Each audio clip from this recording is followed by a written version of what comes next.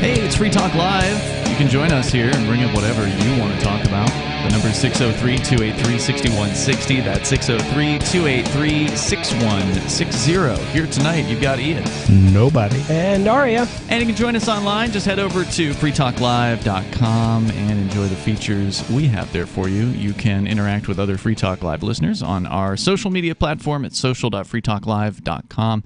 And unlike those big tech, mega tech platforms out there where they want to control your speech, you've got a lot more freedom to express yourself at social.freetalklive.com. Arya, I know you want to talk about crypto a fair bit tonight, so I love talking about crypto. We'll get into some of that stuff. Yeah, we can talk about it. But I can't use it, but I can definitely talk about it. Nobody can now use it again after his bail conditions. It's true. Really? I haven't, though. Plea deal. Oh, okay. Really? Taking it easy, taking it slow. Well, I've I haven't been to the right places. I'm just sort of surprised that Like in Keene, you mean to like buy a dinner with or something like that? Yeah. Gotcha. I'm just sort of surprised that the post-release conditions don't have that same prohibition. I was pleasantly surprised as well, so I'm really glad for you that Congrats you don't have on to wait 2 more years on probation to not use crypto. That's something that was discussed before. Oh, good. Yeah, Okay. that was negotiated. So, but the big news right now has to be the potential for World War III breaking out Again! over this old bag. Her name is Nancy Pelosi. She is apparently planning a trip to Taiwan. She's a grand old bag. She's a high-flying hag.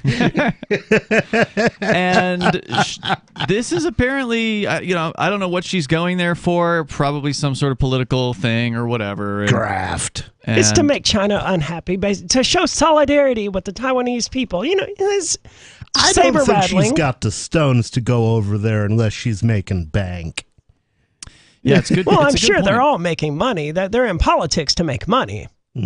She is apparently planning to go to Taiwan despite China's government gang saying that their military will, quote, not sit idly by, unquote. And I guess the suggestion is that they may shoot down her airplane if she attempts this. I'd be sad about the pilot. I would be sad about Pelosi, too. As despicable as she is, she deserves the opportunity to continue living so that she can redeem herself if she so chooses. However, she doesn't have enough years left to redeem herself. Yeah, most of these politicians never redeem themselves by the time they pass away. I just don't like dancing on graves. No, and I see where you're coming from. Well, she's not dead yet, but... well, she will be, according to the Chinese government. I don't know how specific they are about what they... I saw somewhere this weekend that they were talking about blowing her airplane out of the sky, but I don't know if they've specifically said that.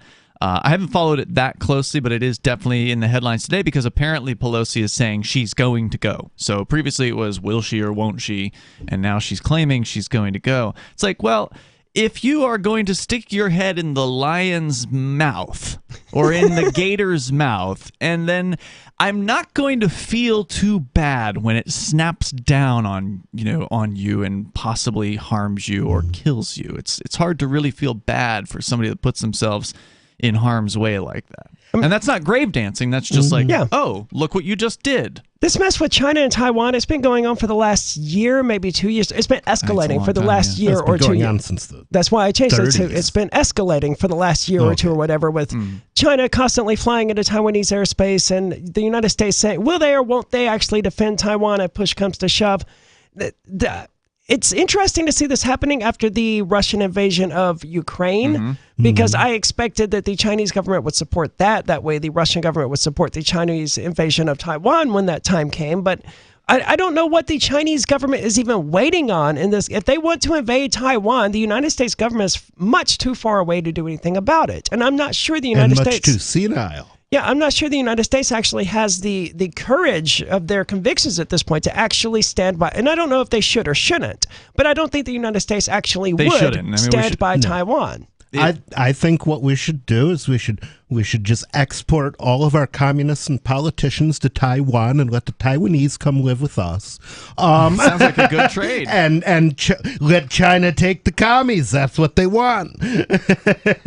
Yeah, and So I don't know whether this happens or not. I don't know, but you do bring up the fact that the whole Russia-Ukraine situation. In that situation, the U.S. isn't quote unquote involved directly, right? It's a proxy war. So the Ukraine government is being funded by the United States government. They're being armed by NATO. But it's not a NATO conflict, and it's not a U.S. conflict. If they shoot down Nancy Pelosi's jet from the sky, they will then be hard-pressed to respond. I don't know how you avoid a war at that point. That's a pretty overt act of war. Yeah. And I don't know that the Chinese government would actually do it. I tend to think they probably wouldn't. It's just saber-rattling, right? I hope it's just saber-rattling, because as much as I hate the U.S. government, and World War III is one of the surefire ways to get rid of the U.S. government, I don't want to see World War III. There are better ways of eliminating the U.S. government than a world war. Well, the other thing is the U.S. government actually has bunkers to hide in. We're the ones who are above ground and screwed. Yep. You know, they make sure that they're safe, but they don't care if we live or die. I think here in New Hampshire, we're probably okay, right? We're far enough away far from Boston. Up in the mountains. True. Yeah, MIT. I think they'd want to take out MIT. There's a whole triangle. There's 3 research institutions in Boston. I can't remember what they are except for MIT. That's one of them. But I think they'd want to take that out. But this is the hubris of the United States government gang, that they are literally going to saber-rattle themselves to fight, despite the fact that the Chinese government is doing the exact same thing, and unnecessarily escalate things. Right now, I mean, you could call it, it's not an escalation. She's just trying to go on a diplomatic mission. She's just trying to visit. But you're under an active military threat. You already have a front in Russia right now with one of the world's largest countries by land mass, and certainly very large by population. And now you're talking about potentially pulling China into to a conflict. It's insane, the level of hubris. Which is large by land mass, population, and economically. Yes. Yeah, finish your Ukraine before you can have your China. This could get really ugly, and I hope it doesn't. I hope you're right. I hope that Chinese government's just talking tough, and that nothing comes of this. Well, by the same token, I hope the U.S. government is just talking tough, and that they actually have no intention of sending Nancy Pelosi into this situation that could cause World War III. If the Chinese government shoots down her plane or whatever happens, I won't be able to say that the Chinese government actually caused this, because the United States was the ones who took the first step here of sending Pelosi there in the first place. Yeah.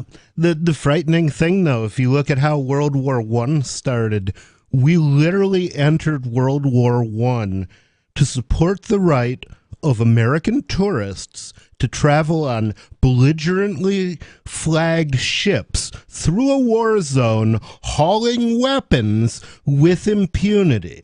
Well, the mess of World War I was, I mean, the United States was never really neutral in the first place, right? They just weren't an active combatant. Just like in World War II, the history that I was taught in schools was, they were isolationists, and I was well into adulthood before I realized, wait a minute, that's nonsense. They weren't isolated. They were as involved in World War II as they possibly could have been, short of actually sending troops over there. And isolationist is such a BS word. That's like, calling somebody a hermit because he doesn't break into his neighbor's houses and kill them in the middle of the night. So they weren't isolationists, and they weren't even non-combatants. Or non-belligerents, rather. I guess they probably were non-combatants, but they were absolutely involved in both world wars from the beginning. Ron Paul, of course, was accused of isolationism when he was running for president in 2008 and 2012, and he addressed it straight out. He pointed out, look, I'm in favor of trade with everybody. I don't want to isolate America. We should have trade with all people all around the world who want to do trade with Americans. But entangling alliances, we don't need that. In fact, the Founding Fathers, they were right about a lot of things, and that was one of the things they were right about, is getting into entangling alliances. That was in the farewell speeches of both Washington and Jefferson. Yeah, like, what is Taiwan going to do if China attacks the United States? Nothing. Yeah, so why have this alliance? Oh, and apparently the Chinese People's Liberation Army did send a video out as a warning of a missile strike, so that's somebody's going to liberate the Chinese people? Yeah, right. They're going to have to do it themselves. More coming up. Do you feel like your nation, state, or community no longer holds your values? Have you dreamt of a place where people agree that liberty is important and are free to pursue their projects so long as they respect the property of others? There are many people just like you that are discovering freeprivatecities.com. Their social media links are at the upper right of the page at freeprivatecities.com. All skill levels will be needed when the first of the Free Private Cities opens. It's sooner than you think.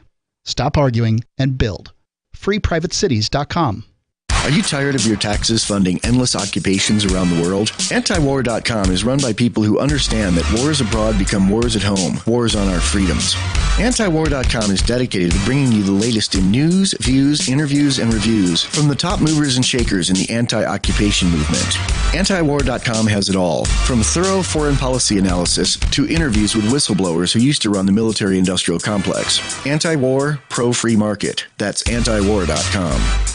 When Monster Hunter International discovers one of Isaac Newton's wardstones being auctioned off, they decide to steal it and use it to destroy the Chaos God once and for all. But a mysterious thief upends their plan, and it soon becomes a race against time as something much older and infinitely more evil awakens in the jungles of South America. Monster Hunter Bloodlines by New York Times bestselling author Larry Correia and Baen Books. Visit monsterhunternation.com for more. Is oral health important to you? If you don't like your own teeth, fresh breath, or kissing people, then by all means stop listening. Several years ago, I met Jessica Armand, founder and CEO of My Magic Mud, and I became passionate about the product that she created and never want to live without it. It's clinically proven to whiten teeth, but I find it does much more. They want you to love My Magic Mud as much as I do, so they're giving you a money-back guarantee plus 20% off. Go to mymagicmud.com and use coupon code FTL20 at checkout. mymagicmud.com, FTL20.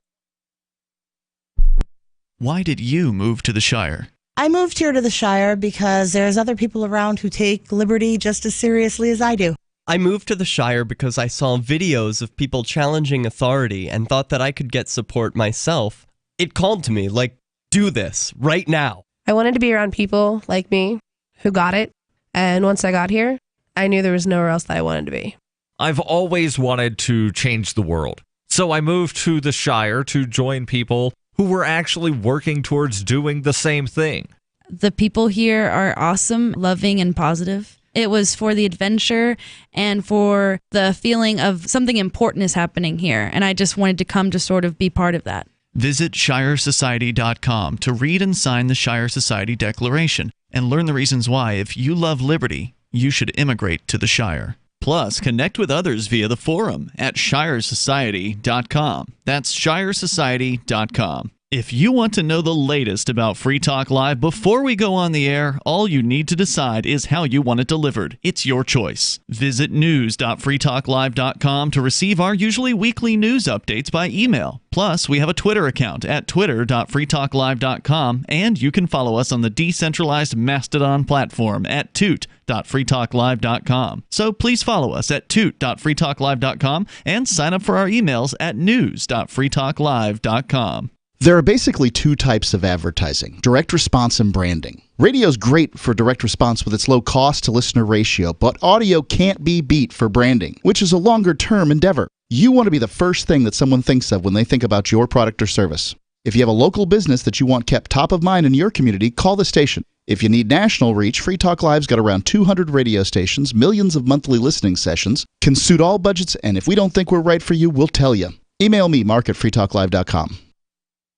You can help spread the ideas of liberty with our Patreon for just $5 per month at amps.freetalklive.com.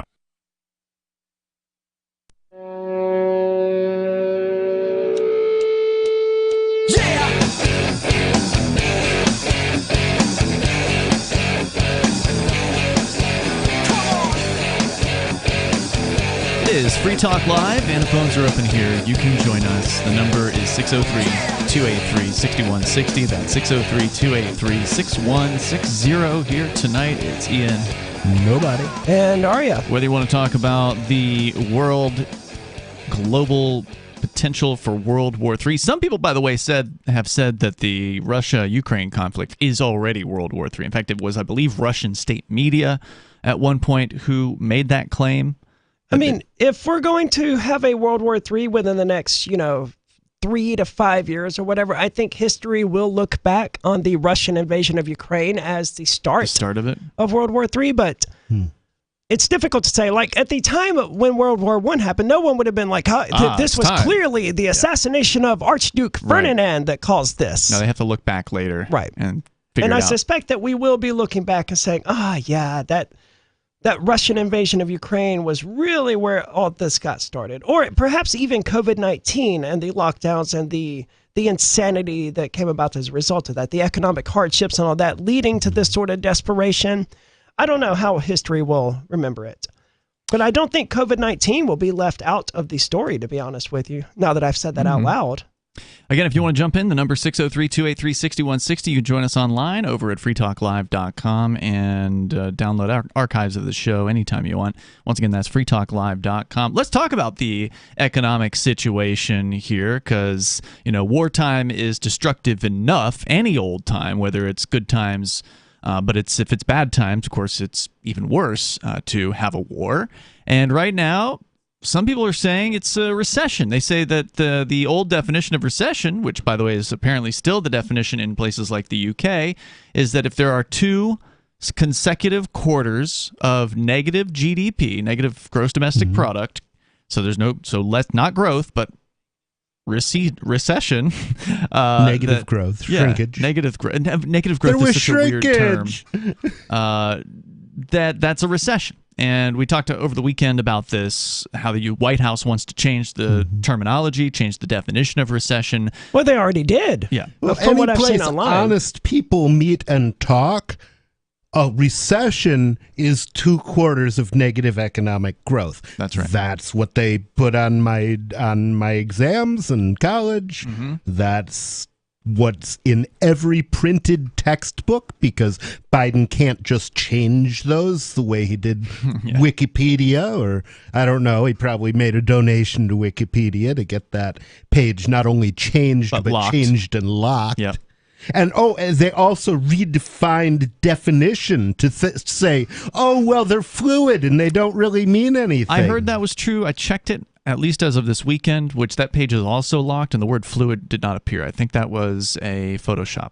I mean, their defense definitions are fairly fluid. Yes. I actually went and read the recession page, but I didn't go. Yeah, I checked them both. I didn't read the other one. So you got a situation where war could be starting, or some would say war is already happening as far as World War III. Well, it's happening. It's just not happening to us. But in the meantime, inflation continues. They continue to be printing out more money. They're now doing what they're calling the Inflation Reduction Act. And the idea lies. Of course it is. But if you are a politician and you're seen voting against inflation reduction, well, then you must support inflation. Yeah, like that, the Veterans Health Bill that apparently, at least according to Ted Cruz, who, credibility, not really, but according to him, the reason he voted against it is there was like $400 billion in pork in it. And so, well, he probably didn't get any of the $400 billion in pork. So that's the thing. So, I mean, if that's true, then what he really ought to do is introduce his own bill that has nothing but the thing that they're saying they voted against, and see if it flies. Yeah, but there are policies and procedures to this sort of thing. I think this late in the session, they probably can't just introduce a new bill. I'm not entirely sure. I know in New Hampshire they wouldn't be able to. Well, New Hampshire's a part-time legislature. I don't think that's true at the national level. I think they're there all the time, but I could be wrong about that. They have a few sessions throughout each year, but I don't know how any of that really works, because to me it's Robert's Rules of Order nonsense. Yeah. But you've got some stories, Aria, about the economy. One of them is that 65% of Americans are apparently cashing out. They're taking investments, they're turning them into the U.S. dollar. Right, which is the opposite of what people should be doing. And, we've been encouraging people to get into cryptocurrency, get into gold, and to HODL and all of this other stuff, but that's the opposite of what people are actually doing. They're selling their crypto, they're selling their stocks, they're selling their extra properties. Is this because of panic? It's because of panic, and because they're trying to get all of their world possessions, their wealth, so to speak, into the denomination that they're most comfortable with, which is the USD. That's the one they, rightly or wrongly, that's the one they've always used, so they have the most faith in it. Well, and there's also a lot of propaganda out there about how the dollar is at record highs and it's really strong and so on and so forth. So yes, this article is from CNBC. It's arguing that 65% of Americans are doing the exact opposite of what they're supposed to do. Here's what to do instead. If your favorite store was offering 13% off the merchandise, chances are you'd be filling up your shopping cart. But they're not. They're offering 13% more for the same merchandise that they were a year ago, obviously. It depends. We were reading a story recently that places like Walmart and Target, they're actually lowering prices on some inventory because it doesn't do them any good to have things sitting on a shelf. True. And if people are feeling an economic pinch, they're not going to be buying some of the perhaps luxury items. I mean, obviously people are going to still buy toilet paper or whatever, but the things that they don't necessarily need to buy that Walmart and Target still want you to buy, they have to cut prices on those things to move the inventory. I mean, the increase in the prices as a result of inflation and the decreasing supply of goods and stuff like that, those are important, but that's not even what they're talking about with this 13% off all merchandise. But if you're like many Americans, you may find you're not quite as enthusiastic about a markdown when it comes to buying stocks, which are apparently about 13% off versus their all-time highs or whatever. Well, one thing that you've got to factor in there is regime uncertainty. I mean, we've got a senile president who hates the idea of any kind of business that isn't run by one of his that's cronies. What Republicans say, but I mean, that's true of all sides. There's nothing with Biden and his cronies that's different from the Republicans and their cronies. He doesn't hate business any more than Donald Trump does. I don't know. I think Donald Trump probably has a little bit more understanding of economics. He doesn't, I mean, I don't think Trump would be mystified about why oil companies don't want to invest in increasing production when they're faced with a president who has sworn to destroy their industry. You know, it's pretty obvious why they don't want to invest, but Biden can't seem to figure that out. The S&P 500, a common proxy for the broad U.S. stock market, is down 13% for 2022, but folks aren't buying more stock at cheaper prices. Just 1 in 4 Americans say it's a good time to invest in the stock market, according to a recent survey. 65% say they're keeping more money than they should. Well, of course, CNBC wants people to invest in the stock market. I mean, that's their bread and butter. I kind of want people to as well. I don't. They should diversify and get crypto and gold as well. We'll talk about it. The question is, will Biden make the Depression great again? There's more coming up here, and we'll get into it. Should people be getting into this? It's Free Talk Live. Free Talk Live's video archives have been on LBRY for years. LBRY is an uncensorable, decentralized, blockchain-based media sharing protocol, and we're big fans of it here on Free Talk Live. In 2020, LBRY launched Odysee, a video sharing website to compete with YouTube, and it's really taking off, now with over 1 million channels, many of whom are disaffected YouTube creators. During YouTube's crackdown for not towing the government line on COVID, the Free Talk Live YouTube channel started receiving strikes and could be completely taken down at any moment. Thankfully, Odysee started offering live streaming, so we're now streaming live every night and posting our video archives permanently to Odysee. You can watch live or anytime on our Odysee channel by visiting video.freetalklive.com. If you want to go all in, download the desktop app at lbry.com, and then every video archive you watch, you'll help seed and keep it online forever. At minimum, we ask you visit video.freetalklive.com and follow us on Odysee today. video.freetalklive.com. From Feature Story News in Washington, I'm Simon Marks. Officials in both the US and Taiwan say the Speaker of the House of Representatives, Nancy Pelosi, will visit Taipei on Tuesday. She'll become the highest-ranking US government official to set foot on Taiwanese soil since 1997. Taipei is still not officially on her itinerary, leading to speculation that the US is hoping to limit the reaction from Beijing if it's merely an unofficial pit stop.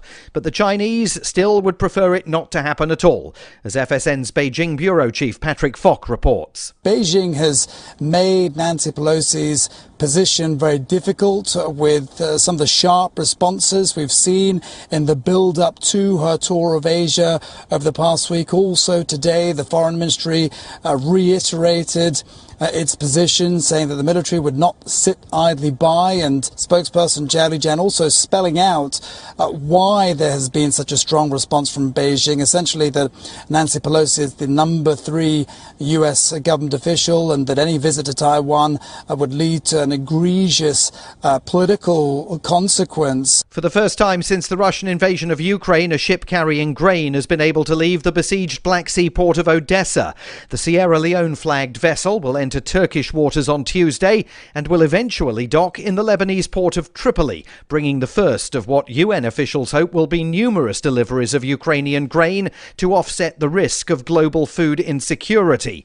The Russian government welcomed the implementation of the deal it struck with Kyiv, as FSN's Stuart Smith, working within the Kremlin's reporting restrictions, tells us from our Moscow bureau. The spokesperson for the Russian President Vladimir Putin said that this is a good opportunity to test the effectiveness of that treaty and the mechanisms that were agreed at the Istanbul talks. He also said that he hopes the agreement will be implemented from all sides, the UN, Turkey, Russia and Ukraine, and that the mechanism will work effectively as intended. Despite all of that, the Russians launched fresh airstrikes at the southern city of Mykolaiv, killing, among others, one of the country's leading grain exporters. In Britain, the mother of a 12-year-old on life support is vowing to keep fighting to save her son, even though a court ruled on Monday that doctors can turn off the machines that are keeping Archie Battersby alive. They're expected to make that move as early as tomorrow. The boy's mother, Holly Dance, says the family will appeal the ruling. You've got rights as parents, and although these people seem to be stripping us of our rights, we have got rights. It's up to us to stand united together as a nation and say we want change. It's not acceptable. That case is being closely followed in the UK. Archie Battersby suffered brain damage earlier this year.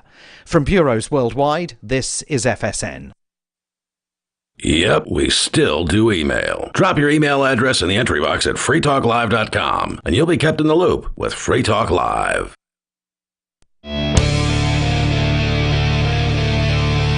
It's Free Talk Live. Phones are open, and if you want to join in, you can. The number is 603-283-6160. That's 603-283-6160. You can join us here on the air, and you can join us online anytime over at freetalklive.com. And you can help support the show over at AMPS. That is stands for Advertise, Market, Promote, and Support. I want to thank Nicole Edge, who is a Free Talk Live supporter of the AMPS program. She's gold level, which means that Nicole is contributing at least $10 a month to the show. Definitely appreciate the support, Nicole, and anybody else doing it. We ask for only $5 a month, and it helps us advertise, market, promote, and support Free Talk Live, which means we can spread the ideas of freedom to more great radio stations around the country. If you, again, appreciate the work that we do here and you want to help get behind the show, just drop on by over at amps.freetalklive.com. That takes you right over to our Patreon page where you can sign up with your debit card, credit card, or your PayPal account and get some cool benefits as well. So once again, thanks to Nicole for doing that. That's amps.freetalklive.com. Aria, you've got a what sounds like a promo piece written by CNBC for the stock market.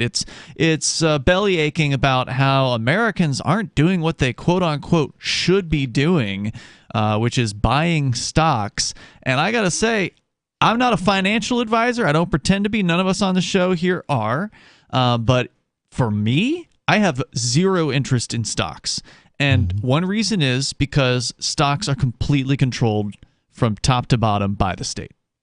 That's certainly true. Right. I mean, if we had an actual free market where one could invest in stocks and own shares of a company, that would be preferred. Right. Yeah, but we don't. But that aside, the alternative for a lot of these people is to just hold U.S. dollars instead. You know, they're not even getting into the weeds of gold and cryptocurrency and all that. To them, you either invest in stocks or you don't invest at all. And that's, that's the world they live in. That needs to be expanded. Those people need to have their horizons, their view of investing or whatever expanded and look at these options. Of course, precious metals have a long history of helping people keep up with inflation. that's like kind of what they're there for at this point. They're not so useful for actually buying things, with the exception of the gold back, which is this cool new technology. And by the way, the Wyoming gold back I read today is supposed to be coming out maybe in a couple months, sometime before the end of this year. So that's kind of an exciting thing.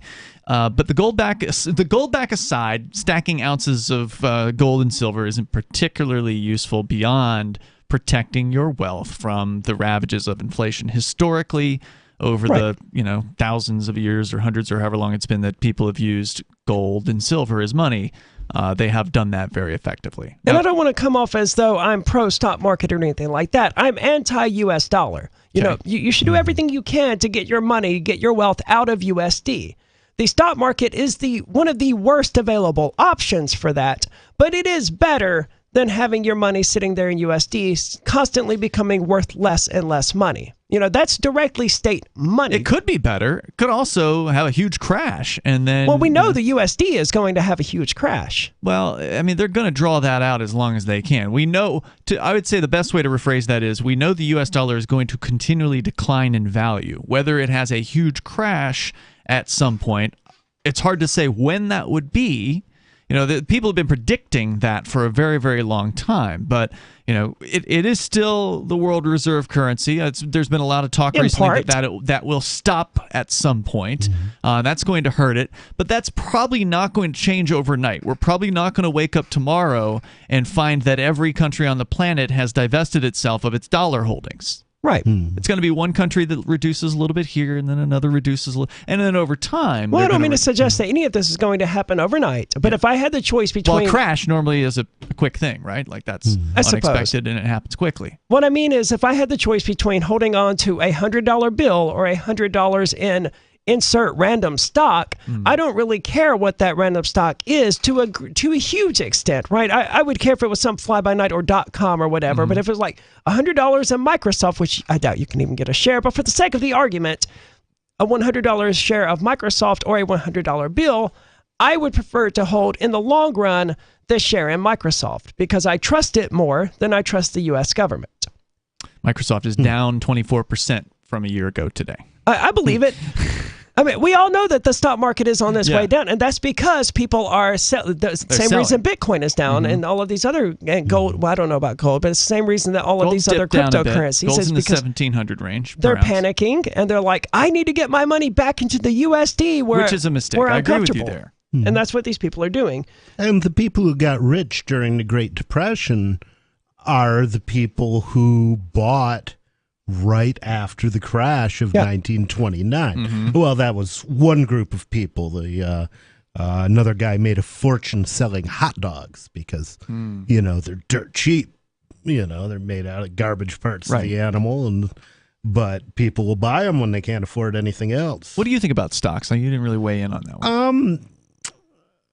I mean, the big issue for me would be regime uncertainty. You don't know what Biden's going to do. I mean, Biden doesn't even know what Biden's going to do. Well, he's doing it. Sure. Yeah, he gets his handlers giving him instructions, and he just tries to speak them. But who knows if he's going to get them right? I mean, he's claimed that we were going to go to war with Russia like 3 times. Well, to be fair, in the modern American system, the president doesn't have a whole lot of power. It's the giant bureaucratic apparatus behind him that really does all of the regulating and all of the controlling. That's true of a lot of it.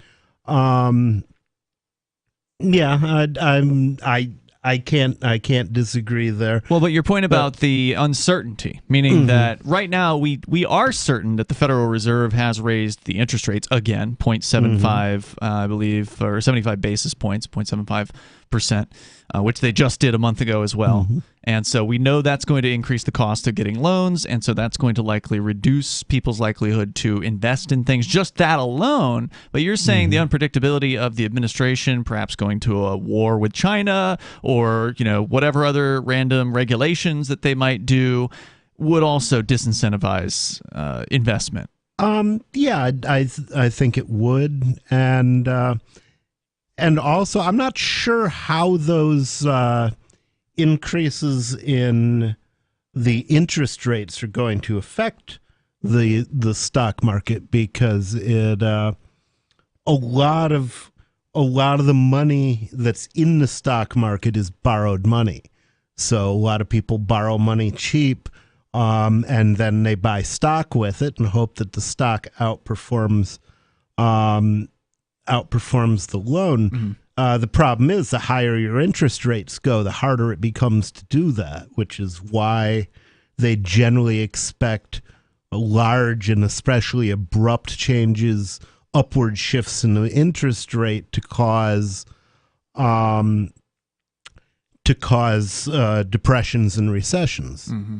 I want to know what 65% of Americans are talking about, because the last I heard, roughly that same number was living paycheck to paycheck and doesn't have money to invest in the first place. Well, maybe they have all their money in dollars because they don't have enough to afford a share of Microsoft. I mean, that would be my speculation here. Is like 65% of Americans say they're keeping more money than they should. But I mean, the last I heard, a few weeks ago, we were talking about how something like 65% of Americans are now living paycheck to paycheck. It's this happens to be in the news today, Aria. It's now, the number is 61%, but again, it's a fairly small change. Yeah, so I mean, a different survey. They talk to different people. It's hard to invest in the future when you don't have a pot to piss in or a window to throw it out of. Yeah. That's true. The article here does point out, rightfully, that any investment has the potential to go down, and investment losses can be painful, especially for people who plan to live on their investment income in the short term. And it was that statement that made me start thinking about the 65 or 61% of people who live paycheck to paycheck or whatever, because those people aren't trying to live on their investment income in the short term. Those are people who don't have $20 to buy shares of penny stocks using the Robinhood app and stuff like that. You know, I have to wonder, of those 157 million adults, apparently that's what 61% of Americans totals out to, living paycheck to paycheck. Does that include welfare recipients? Or, because they're not getting paychecks, right?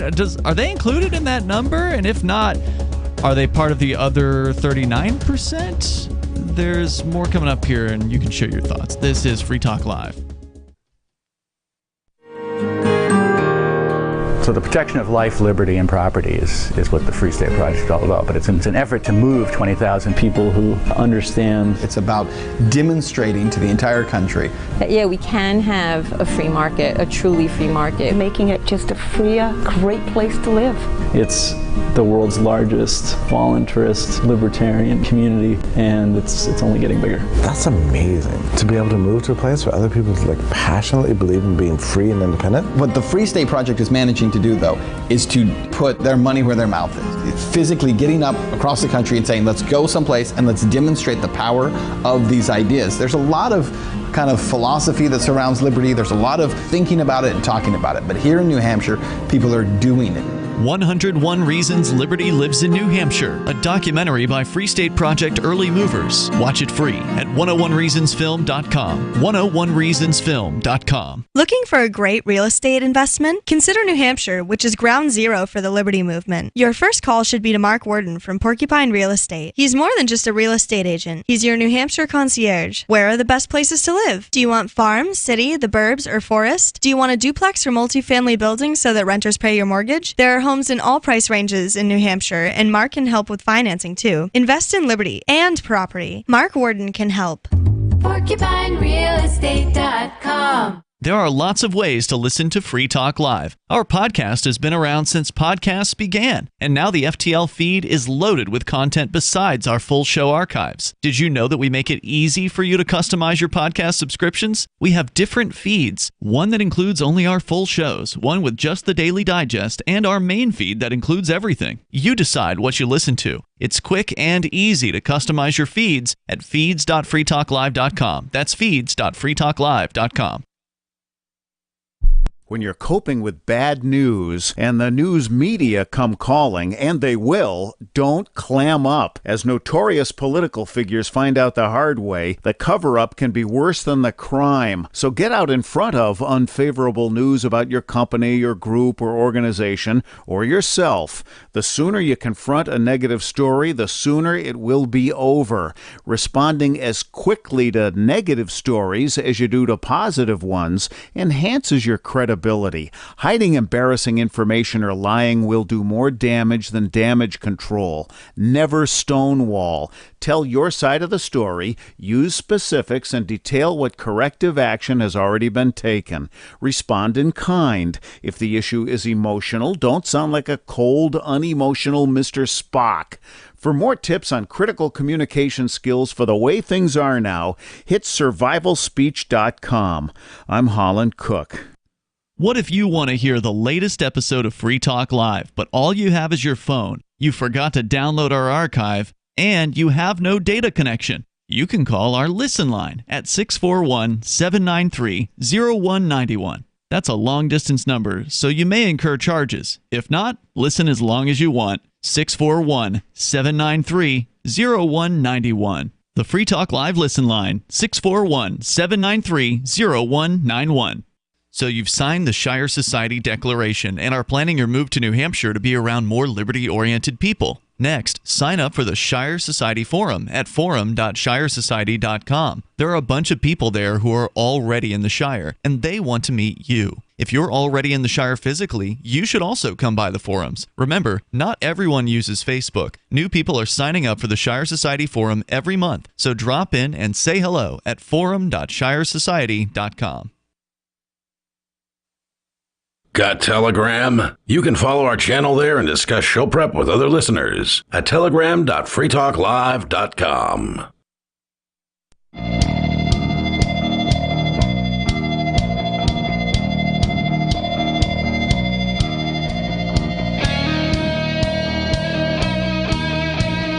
It's Free Talk Live. You can join us here and share your thoughts at 603-283-6160. That's 603-283-6160. Joining you here tonight, you've got Ian. Nobody. And Aria. We're talking about people going into the dollar. There's, word on the street about, the dollar's so strong. And then, of course, there was the whole news within the last couple of weeks about how the euro had dropped in its value to go to parity with the dollar. Did you guys see that when that happened? I have not. Yeah, that was kind of interesting. I don't know if it's still there. I'll check it here. Yeah, it's pretty close right now. 1 euro is $1.03 in U.S. Wow. And it used to be like $1.20 or $1.25 or something like that. I remember when it was $3. Was it really? Yeah. So does that mean the USD is down or the euro is It means the euro is down, although they would say the USD is up, right? So that's the manipulation in the media here is, the dollar's strong on the world markets. The dollar's stronger than it's been in some amount of time or whatever. But the reality, of course, is the way you should, in my opinion, look at this news is that the euro is probably just being inflated faster than the dollar. That they're manipulating it slightly differently. That's all. They're all on a race to the bottom. They are not. The dollar is not getting stronger. You can prove that by looking at your grocery cart when you're checking out and seeing if how it compares to 2 years ago. Are you getting as much for $100? Yeah, the question isn't how much fiat paper will a dollar buy. The question is how much will it buy in goods and services. Correct. That's how you can measure what it's actually worth.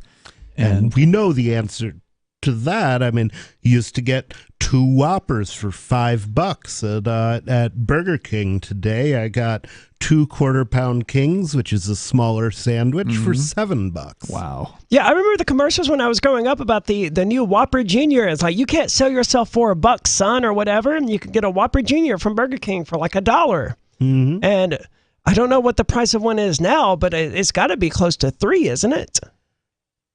I don't know. He goes there a lot, so he might. I know. don't recall, and I've looked recently. They used to have these things called rodeo burgers. It was like a Whopper Jr., except it had onion rings and some Like barbecue sauce, and they were $1, and they were not terrible. I mean, as far as fast food goes, Burger King is probably one of the better ones. Yeah, one of the better ones. At least one of the least disgusting ones.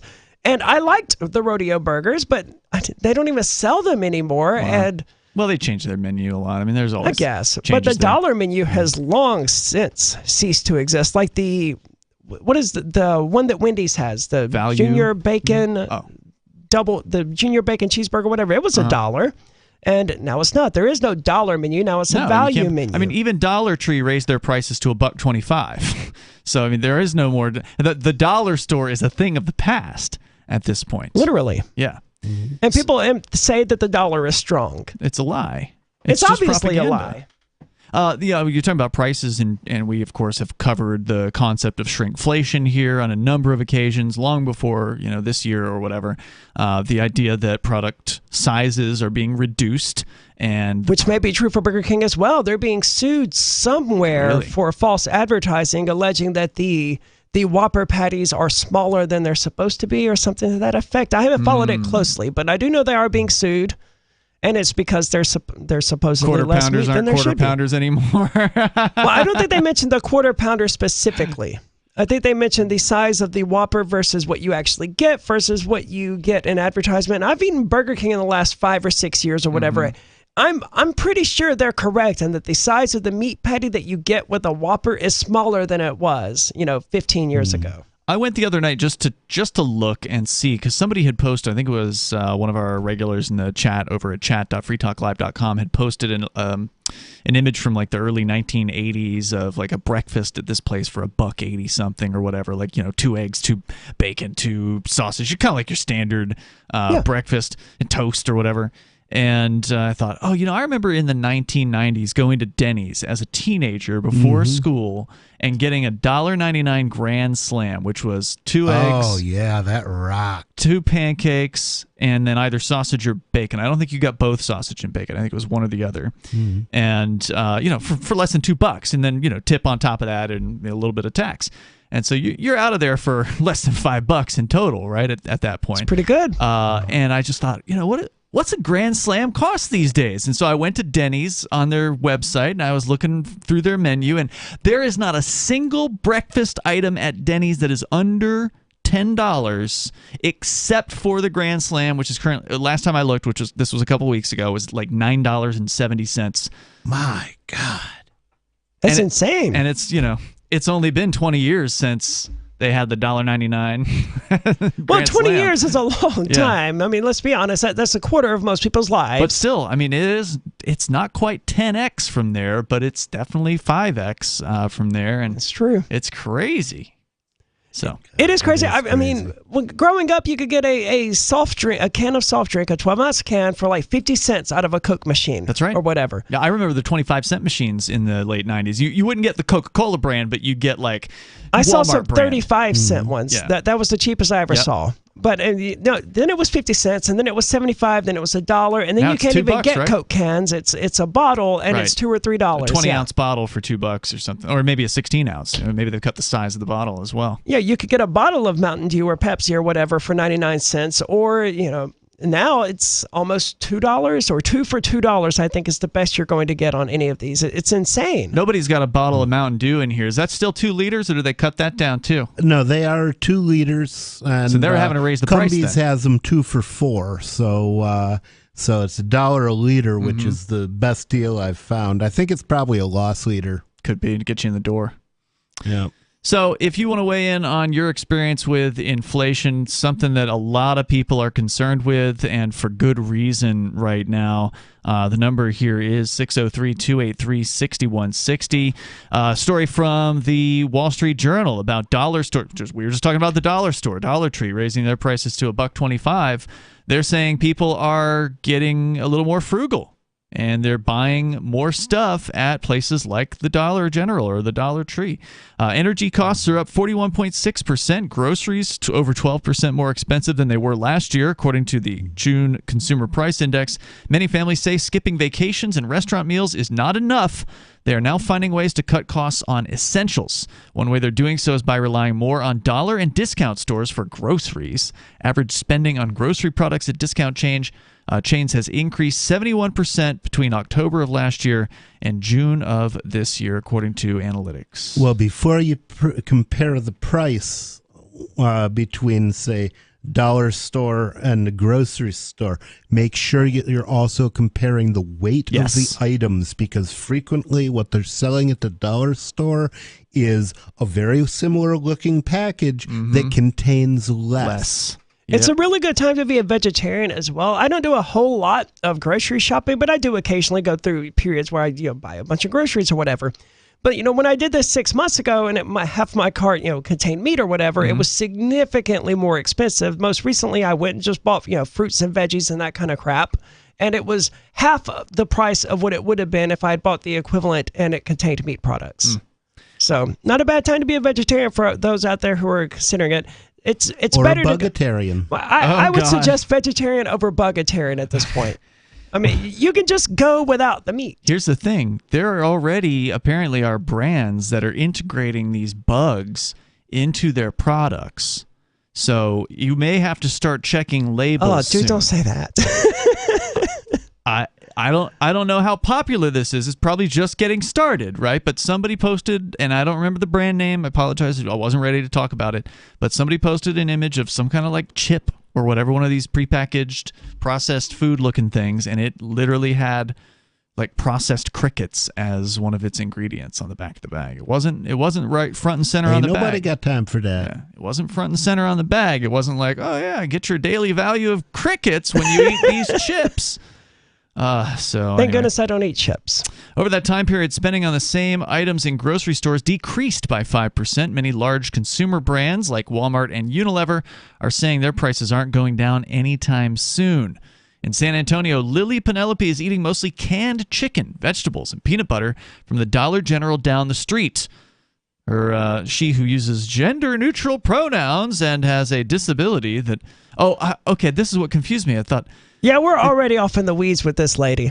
So, yeah, what confused me, I thought they were talking about Mexico. It said MX period Penelope. That's apparently a new thing for instead of Mr. or Mrs. It's non-binary Mr. or Miss, I think. I thought she was from Mexico. Oh, I'm non-binary. I vote libertarian. There's more coming up here. The number 603-283-6160. If you want to talk about how your buying habits are changing due to the circumstances, you're welcome to join us here. 603-283-6160. You can take control of the airwaves and bring up whatever's on your mind, plus a crypto meltdown exposing the libertarians. We'll talk about that if we get the chance coming up. This is Free Talk Live. Are you tired of governments murdering people around the world? Stop using their money. There is an alternative. Bitcoin is a stateless free market non-political currency. Bitcoin cannot be inflated or controlled by any government. By using their money, you are helping the state. Stop doing it. You have an incredible alternative available now. Learn it, use it, spread it. Get started with Bitcoin at bitcoin.com. That's bitcoin.com. Tired of cancel culture? Sick of mega tech corporations holding an axe over your head? Join the LRN.FM Matrix chat server. It's self-hosted, so no one else can tell us what to do or say. Don't like the existing channels? You can make your own. You can even connect into some of our channels from other Matrix servers. It's federated. For the full LRN.FM Matrix experience, though, you should join our server via the step-by-step instructions at chat.lrn.fm. Chat.lrn.fm. The new 4th edition of Healing Our World, The Compassion of Libertarianism, will take your understanding of liberty to a deeper level and has over 1,300 updated references, new cartoons, and a foreword by Dr. Ron Paul. With discounts for multiple book purchases, the 4th edition of Healing Our World is a great gift for the liberals, pragmatists, environmentalists, and Christians in your life who think libertarianism is cold-hearted. Get yours today at healing.freetalklive.com and use promo code FTL for a $5 discount. If you want to know the latest about Free Talk Live before we go on the air, all you need to decide is how you want it delivered. It's your choice. Visit news.freetalklive.com to receive our usually weekly news updates by email. Plus, we have a Twitter account at twitter.freetalklive.com, and you can follow us on the decentralized Mastodon platform at toot.freetalklive.com. So please follow us at toot.freetalklive.com and sign up for our emails at news.freetalklive.com. You're listening to the live edition of Free Talk Live. Hour number 2 is next after the news here on the Liberty Radio Network at LRN.FM. From Feature Story News in Washington, I'm Simon Marks. Officials in both the US and Taiwan say the Speaker of the House of Representatives, Nancy Pelosi, will visit Taipei on Tuesday. She'll become the highest-ranking US government official to set foot on Taiwanese soil since 1997. Taipei is still not officially on her itinerary, leading to speculation that the US is hoping to limit the reaction from Beijing if it's merely an unofficial pit stop. But the Chinese still would prefer it not to happen at all, as FSN's Beijing bureau chief Patrick Fock reports. Beijing has made Nancy Pelosi's position very difficult with some of the sharp responses we've seen in the build-up to her tour of Asia over the past week. Also today, the foreign ministry reiterated its position, saying that the military would not sit idly by, and spokesperson Jiali Zhang also spelling out why there has been such a strong response from Beijing, essentially that Nancy Pelosi is the number 3 US government official and that any visit to Taiwan would lead to an egregious political consequence. For the first time since the Russian invasion of Ukraine, a ship carrying grain has been able to leave the besieged Black Sea port of Odessa. The Sierra Leone-flagged vessel will enter Turkish waters on Tuesday and will eventually dock in the Lebanese port of Tripoli, bringing the first of what UN officials hope will be numerous deliveries of Ukrainian grain to offset the risk of global food insecurity. The Russian government welcomed the implementation of the deal it struck with Kyiv, as FSN's Stuart Smith, working within the Kremlin's reporting restrictions, tells us from our Moscow bureau. The spokesperson for the Russian President Vladimir Putin said that this is a good opportunity to test the effectiveness of that treaty and the mechanisms that were agreed at the Istanbul talks. He also said that he hopes the agreement will be implemented from all sides, the UN, Turkey, Russia and Ukraine, and that the mechanism will work effectively as intended. Despite all of that, the Russians launched fresh airstrikes at the southern city of Mykolaiv, killing, among others, one of the country's leading grain exporters. In Britain, the mother of a 12-year-old on life support is vowing to keep fighting to save her son, even though a court ruled on Monday that doctors can turn off the machines that are keeping Archie Battersby alive. They're expected to make that move as early as tomorrow.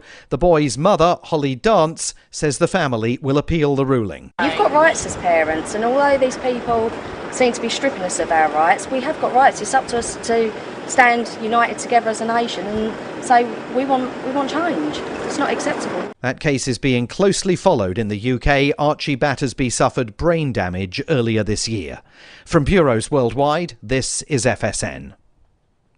With FSN Spotlight, I'm Simon Marks. Today, looking at the case of Marina Ovsyannikova. If the name sounds familiar, it should be. In March, she was arrested in Moscow after interrupting the nightly news on Russian Channel 1, unfolding a Stop the War banner and shouting slogans critical of the Kremlin's invasion of Ukraine. Last Friday, she appeared in court accused of discrediting the country's armed forces after conducting a one-woman anti-war protest outside the Kremlin.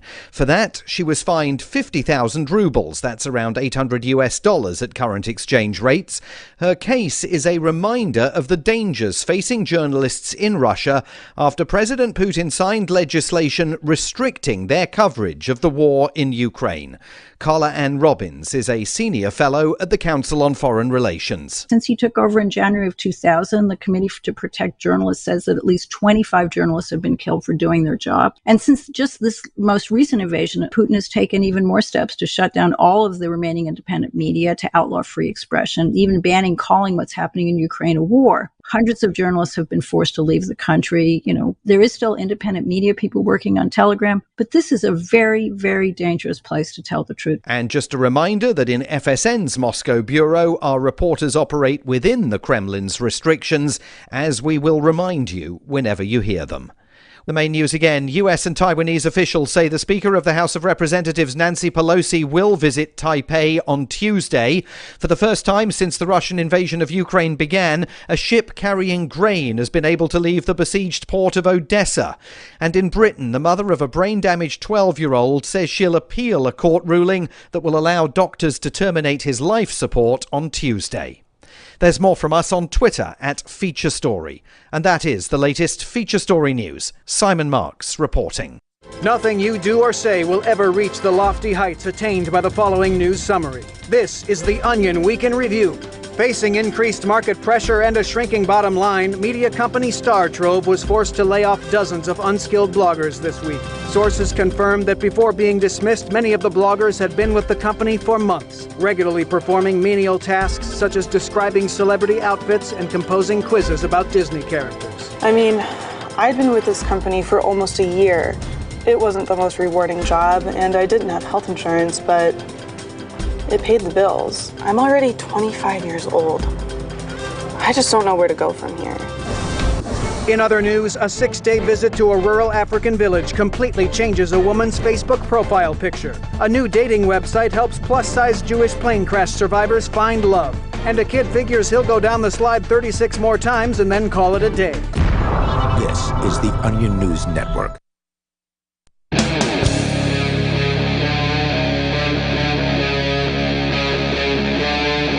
Free Talk Live.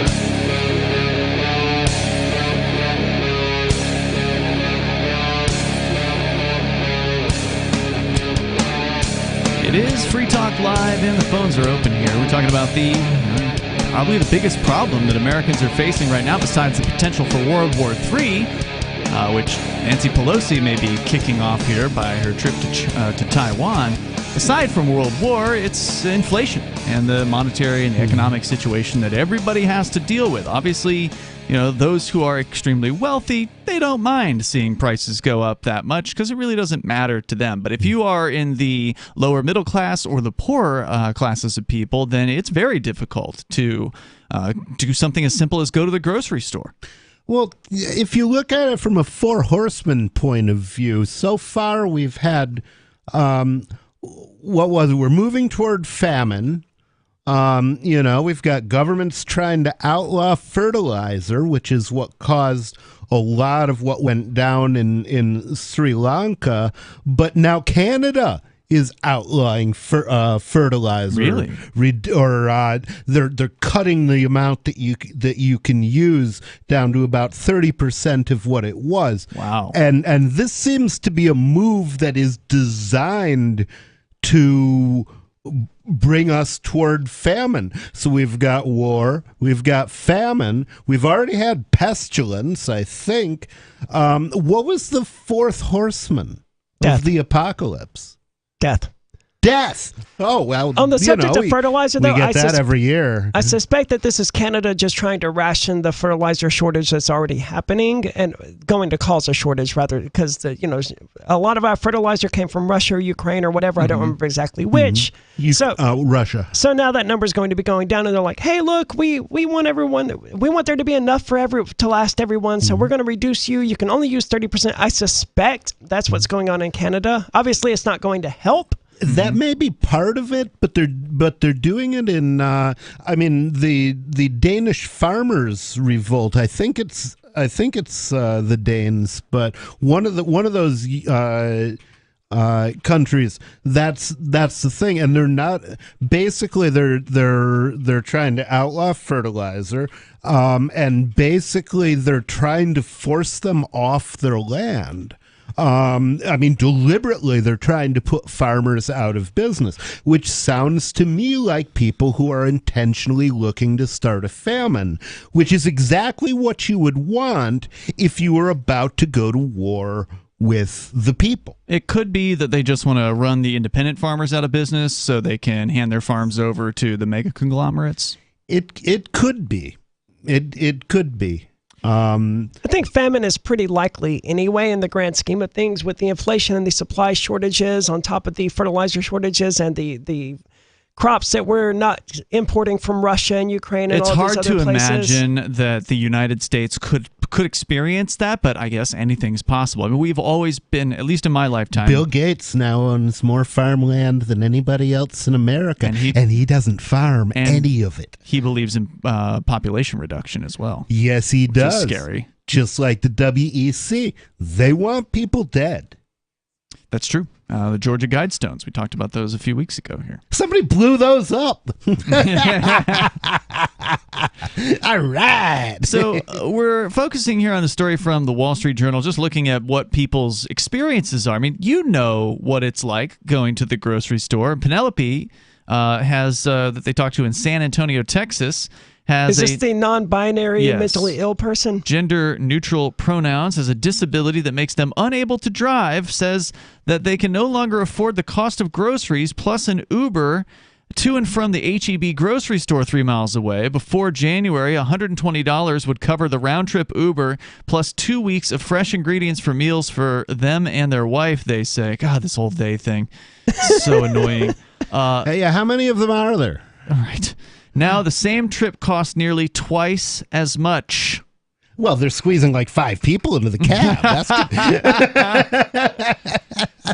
I mean, it sounds like there's a solution here. Instead of relying on Uber, maybe her wife should have purchased a vehicle or something like that.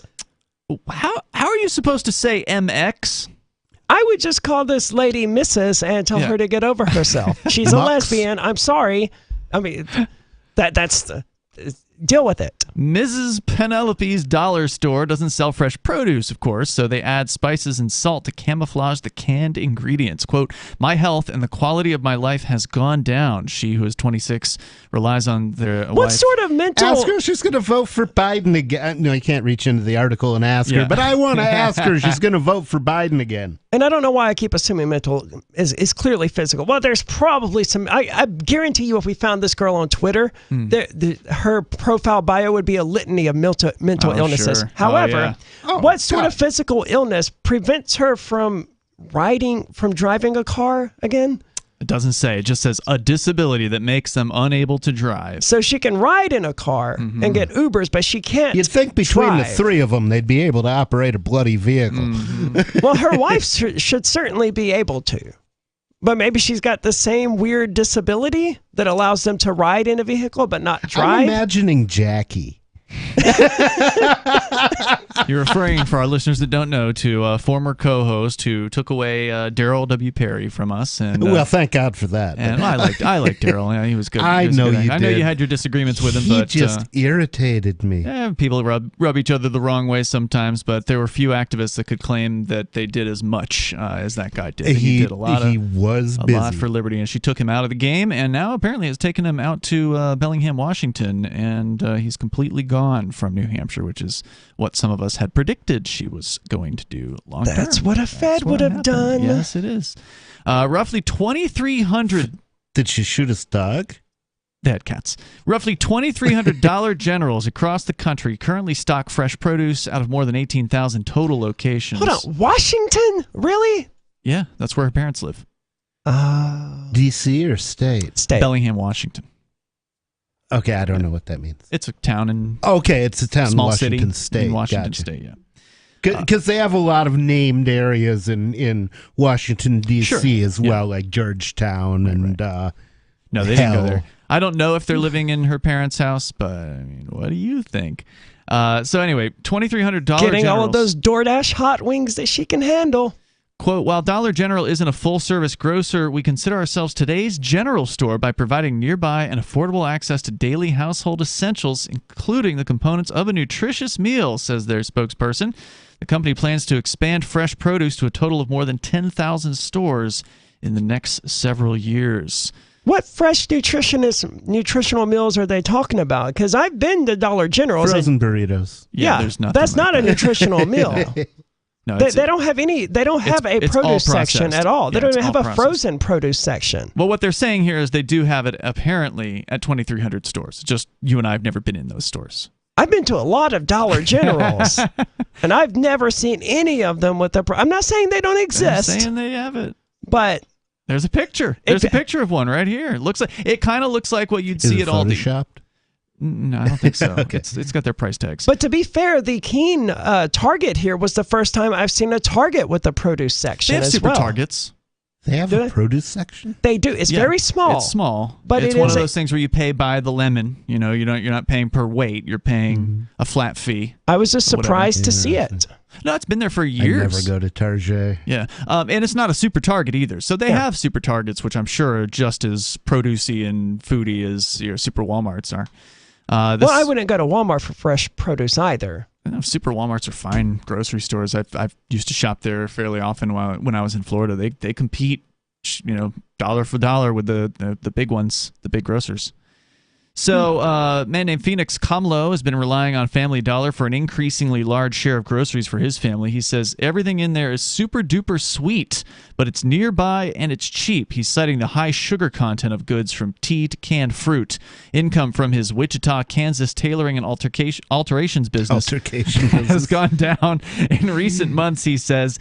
Marriage is a state of holy acrimony. He suspects his longtime customers are more focused, like he is, on affording enough to eat. So again, a business like tailoring's having a tough time right now. There aren't as many people that need to get their suits updated for 2022. They're just going to fit into them the best they can, if they even have any kind of fancy and go places on to Zoom, go. so what does it matter? Yeah, there's more coming up here, and you can join us if you want to share your experience with inflation and the economy, or comment on whatever's on your mind. It's Free Talk Live.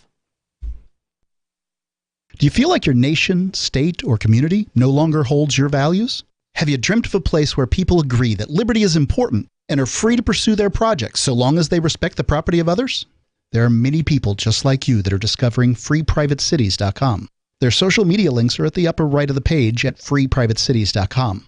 All skill levels will be needed when the first of the Free Private Cities opens. It's sooner than you think. Stop arguing and build. freeprivatecities.com. My name is Jacob Hornberger. I'm president of the Future of Freedom Foundation, which Congressman Ron Paul awarded for having an outstanding freedom website. Write us at fff@fff.org, and we'll send you a free 3-month subscription to our monthly journal of libertarian essays and our booklet, Economic Liberty in the Constitution, which George Mason University economics professor Walter Williams praised in a recent column. That's fff@fff.org. After a devastating war, the alien visitors were driven back, and their willing human collaborators were left behind to face the music. When Emma Jean Anderson's ex-lover brings her from prison, Nathan Foster and his 14-year-old nephew Ben are tasked with bringing the pair to justice. An easy enough job until they discover something is inside Emma Jean, and the fate of the planet hangs in the balance. The Family Business by Mike Coopery from BaneBooks.com. I'm a little obsessed with My Magic Mud. Several years ago, I met Jessica Armand, the founder and CEO of My Magic Mud, and I didn't even know my teeth were coffee stained. A week's worth of use convinced me, and now I use it every 3 or 4 days. It's clinically proven to whiten teeth, and I think it cleans better, too. My Magic Mud's available at most local health food stores, Sprouts, Natural Grocers, CVS, Walmart's Natural Beauty Aisle, but I can get it for you for 20% off with coupon code FTL20 at MyMagicMud.com. FTL20, MyMagicMud.com. Free Talk Live.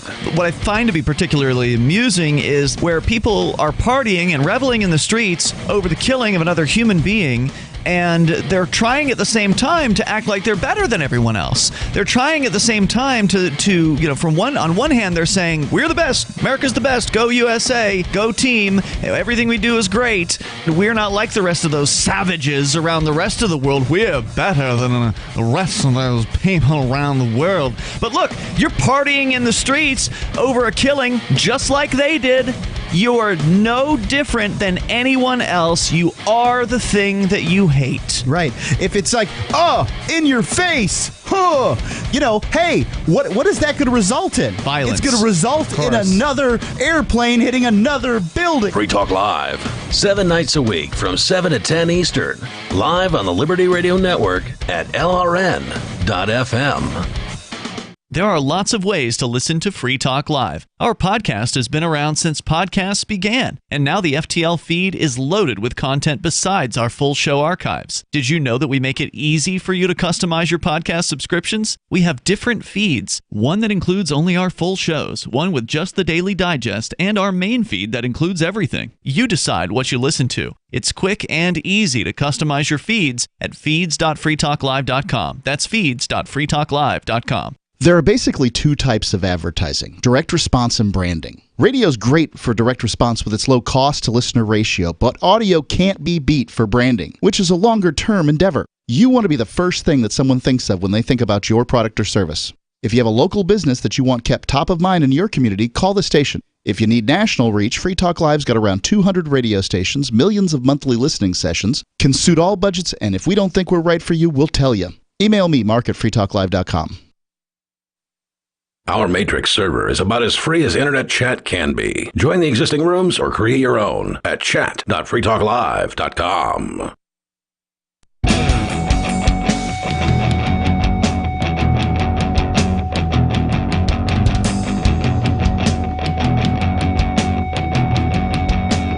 This is Free Talk Live. You can join the show here. The number is 603-283-6160. That's 603-283-6160. It's Ian, Nobody, and Aria in the studio here tonight. We're just kind of looking at the latest people's stories about how they're handling inflation. A lot of them are going to places like the Dollar Tree, which, as Nobody pointed out, you got to be careful when you go to these places to make sure that you actually are getting a better deal and that you're not actually even paying more in some cases for products. And of course, the way you do that is you look at the number of ounces or how much product there is in the thing that you're looking to buy, and then you compare that to what you would pay at a normal store, department store, grocery store, something like that. You might be surprised and that you may not be getting the deal that you thought you were just because you're paying $1.25. Or you get one of those tiny little granola bars like Conan had that one night that were barely wider than a Slim Jim. Yeah, embarrassing small. Yeah. And that was a few years ago, if I recall correctly. No, it was just a few months ago that he was here in the studio that with recent? us. Yeah, it was. It's been a hell of a year, man. It has. Oh, and a sad week for Star Trek fans. Michelle Nichols passed away. She was one of the originals, right? Yeah, she played Uhura. Oh, wow. She was the first interracial kiss on network television. The Star Trek? Uhura and Kirk. I don't know why they're trying to bring all of this SJW nonsense into my Star Trek. It doesn't belong here. Sweetheart. That's the joke. Okay, They do it every time Star Trek does something progressive or something, woke or whatever, or science fiction in general has a long history of being socially progressive. But every single time, Doctor Who's a female now, oh God, why are they bringing all of this SJW nonsense into my sci-fi? Dude, have you ever seen it? It's been like that from the beginning. Yeah, I mean, read some Heinlein. Heinlein was, he was conservative economically, at least at the end of his career. It took him a while to get there, but, he did one thing that I thought was really cool was he had a character who was either black or Chicano, I can't remember which, but basically you didn't find out till the last paragraph of the book. And it was kind of a cool because it didn't matter to the story, right? It didn't matter to the story, but the thing that took you aback is that it took you aback. It was like, oh wow, he's black. That's not what I've been imagining. It was just an interesting little thing he did. I can't remember which book it was.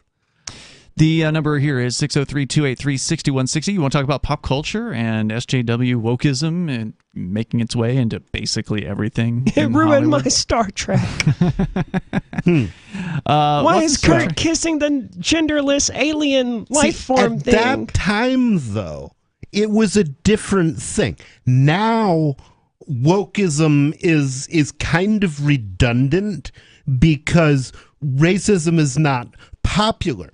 Nobody, I mean, I won't say that there aren't any racists in the world. Clearly there are, but it's not popular. It's not a majority position, whereas there were people who were upset, really upset to see a black woman and a Russian man on the ship of what they thought of as an American starship. And so at that time, that was the courageous thing to do.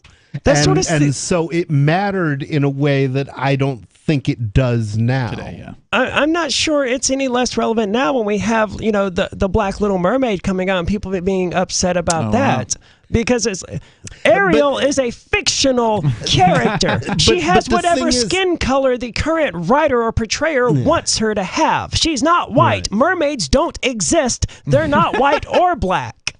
But that's not stopping the Facebook and Twitter people being usually greenish. But well, in some interpretations, why can't they just be gray or whatever, right? Or why can't they have the human parts on bottom and the fish parts on top or whatever? It's a non-existent creature, but that didn't stop huge numbers of people getting upset on the internet that now the Little Mermaid's black. Everything's just this woke nonsense. It's a fictional character, guys. Come on. You just reminded me of the lost city of Atlanta. On Futurama, where Fry falls in love with a mermaid, and you know they're gonna go at it, and he runs into the obvious so how do problem. we do this? And she's like, well, I lay my eggs over there, and then you go fertilize them. That was a good episode. I love that show. Yeah, they're rebooting it again. I kind of wish they weren't. It's the time for the reboots. I mean, Beavis and Butthead's coming back in like 3 days from now. They've rebooted Futurama repeatedly, though, and it's never worked out. I mean, the movies. It's always worked out. It's been brilliant for a while, and then they took it off again. Well, the movie should have been the end, in my opinion. As someone who grew up watching Futurama, it's probably one of my favorite series of all times. Everything they've done after the movies it's just steadily gone downhill. It doesn't have the spark and the passion that it used to have. I'll say that's not true with Beavis and Butthead. They brought them back for a 1-season renewal back in like 2011, and it was hilarious. So I still have to watch the new movie. I haven't done that. It was good. I'm looking forward not dog food. Yeah, I'm looking forward to seeing worm food. the series return, which should be I think the end of this week when that comes back. Wow. So, okay. Yeah. And of course, they're talking Is it going back to the old thing where they like spoof, talk about music videos and stuff too? No, I don't think so. Okay. No, I don't think anybody would know what a music video these days was now. Oh, they still do music videos. All they do on MTV is like reality. Well, I don't think Beavis and Butthead is going to be on MTV, is it? No, I think it's Paramount Plus. I think so. I don't think it's going to be on. I think they're the television. Fox people. No, that would that's be different. Disney. Yeah. Well, it's going to be on torrent at my house. I can't torrent things at the moment. The number here is 603-283-6160. That is the number if you want to get in touch. Again, we talk about pop culture. You were talking about people freaking out over the Little Mermaid going, I guess, black. Dude, that was one of the dumbest things I've ever seen was these people arguing about the skin color of a fictional character. You want to talk about care your hope much? Well, that just takes your hope for humanity and it drops it into the trash. I interpret it as something different than the phenomena that you saw around Star Trek in the 60s. I don't think it's so much that they care about the race. I think they're irritated at getting preached at all the time, because that's the thing. It's like they did it on Star Trek, and that was cool. That was like the first time. But now they're making a point of remaking everything. You're saying it's tiresome. That's where the disconnect happens. Have to be gay, female, transsexual, and having a black character is not forcing this on anyone. It's not shoving things in their faces. It's just having a character who happens to be black. The only people who made a big deal about it are the white people who were upset. That's true if you come up with a new character.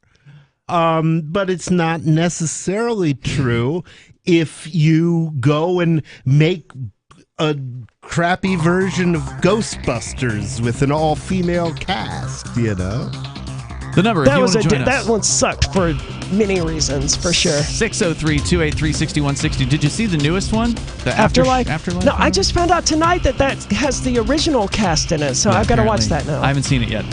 There's more on the way here, and you can join us. We can talk about drag shows. Apparently people are getting all riled up about that as well. Again, this is Free Talk Live. Hi, I'm Derek J. I don't want a politician to represent me. To me, government is the idea that one group of people can coerce everyone to comply with an edict or face increasing punishments up to and including death.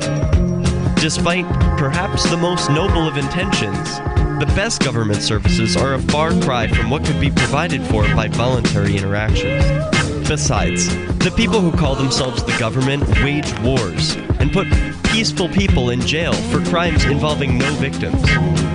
If Starbucks used some of its money to drop bombs, I wouldn't shop there.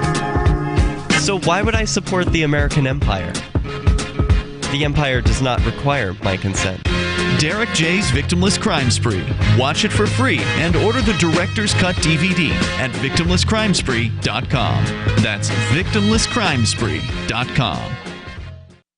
From Feature Story News in Washington, I'm Simon Marks. Officials in both the US and Taiwan say the Speaker of the House of Representatives, Nancy Pelosi, will visit Taipei on Tuesday.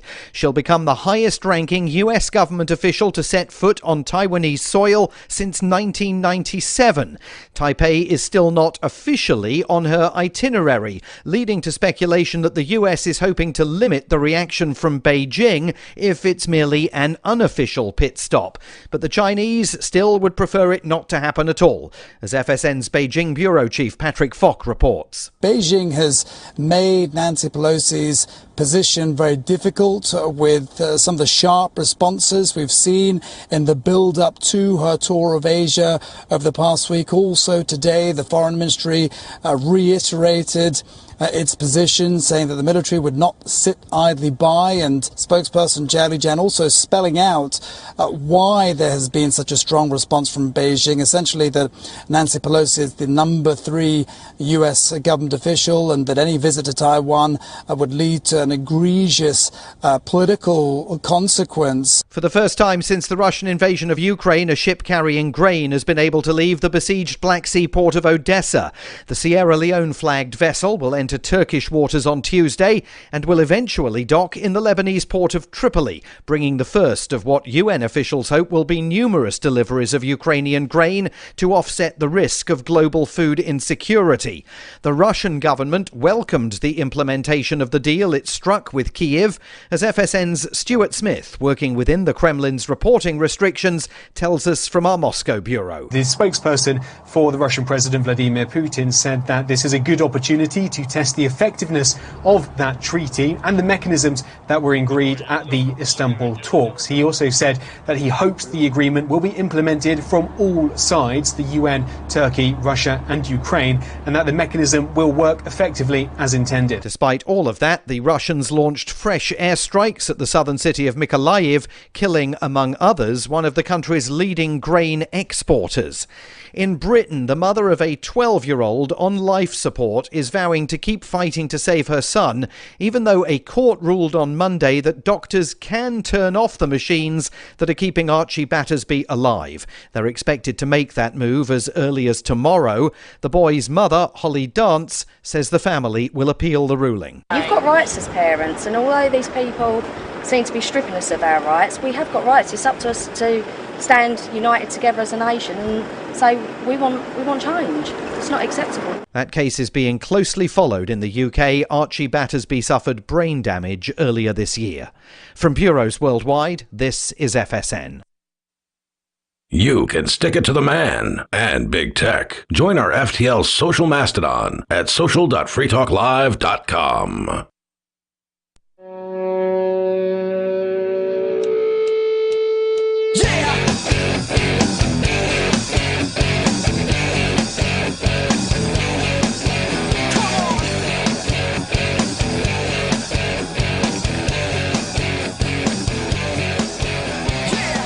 It is Free Talk Live, and you can join us here. The number is 603-283-6160. That's 603-283-6160. With you in the studio tonight, you've got Ian. Nobody. And Aria. We can tell you more stories about inflation. I had another shrinkflation story. I mean, we can. This is what people definitely do want to talk about in America right now. So if you want to share your story with us, you're welcome to join us at 603-283-6160. We kind of went into more pop culture. In other news, George Jetson was born 4 days ago. How about that? I thought he was born on the 31st. Well, whatever. Okay, close enough. So I only saw that because I saw everyone sharing that. I was like, okay, that was cute and clever like the first time I saw it. But you know how these things are on the internet where everyone sees the same thing and they share it. And I'm over here with my stupid meme about a dead raccoon carrying a balloon or whatever. That, yeah. It's frustrating to me how uncreative people are on the internet. We kind of went into a more pop culture area, and it made me think about something that has been going on social media, specifically on Twitter in the last 24 or so hours, where the conversation about the drag shows has come back up.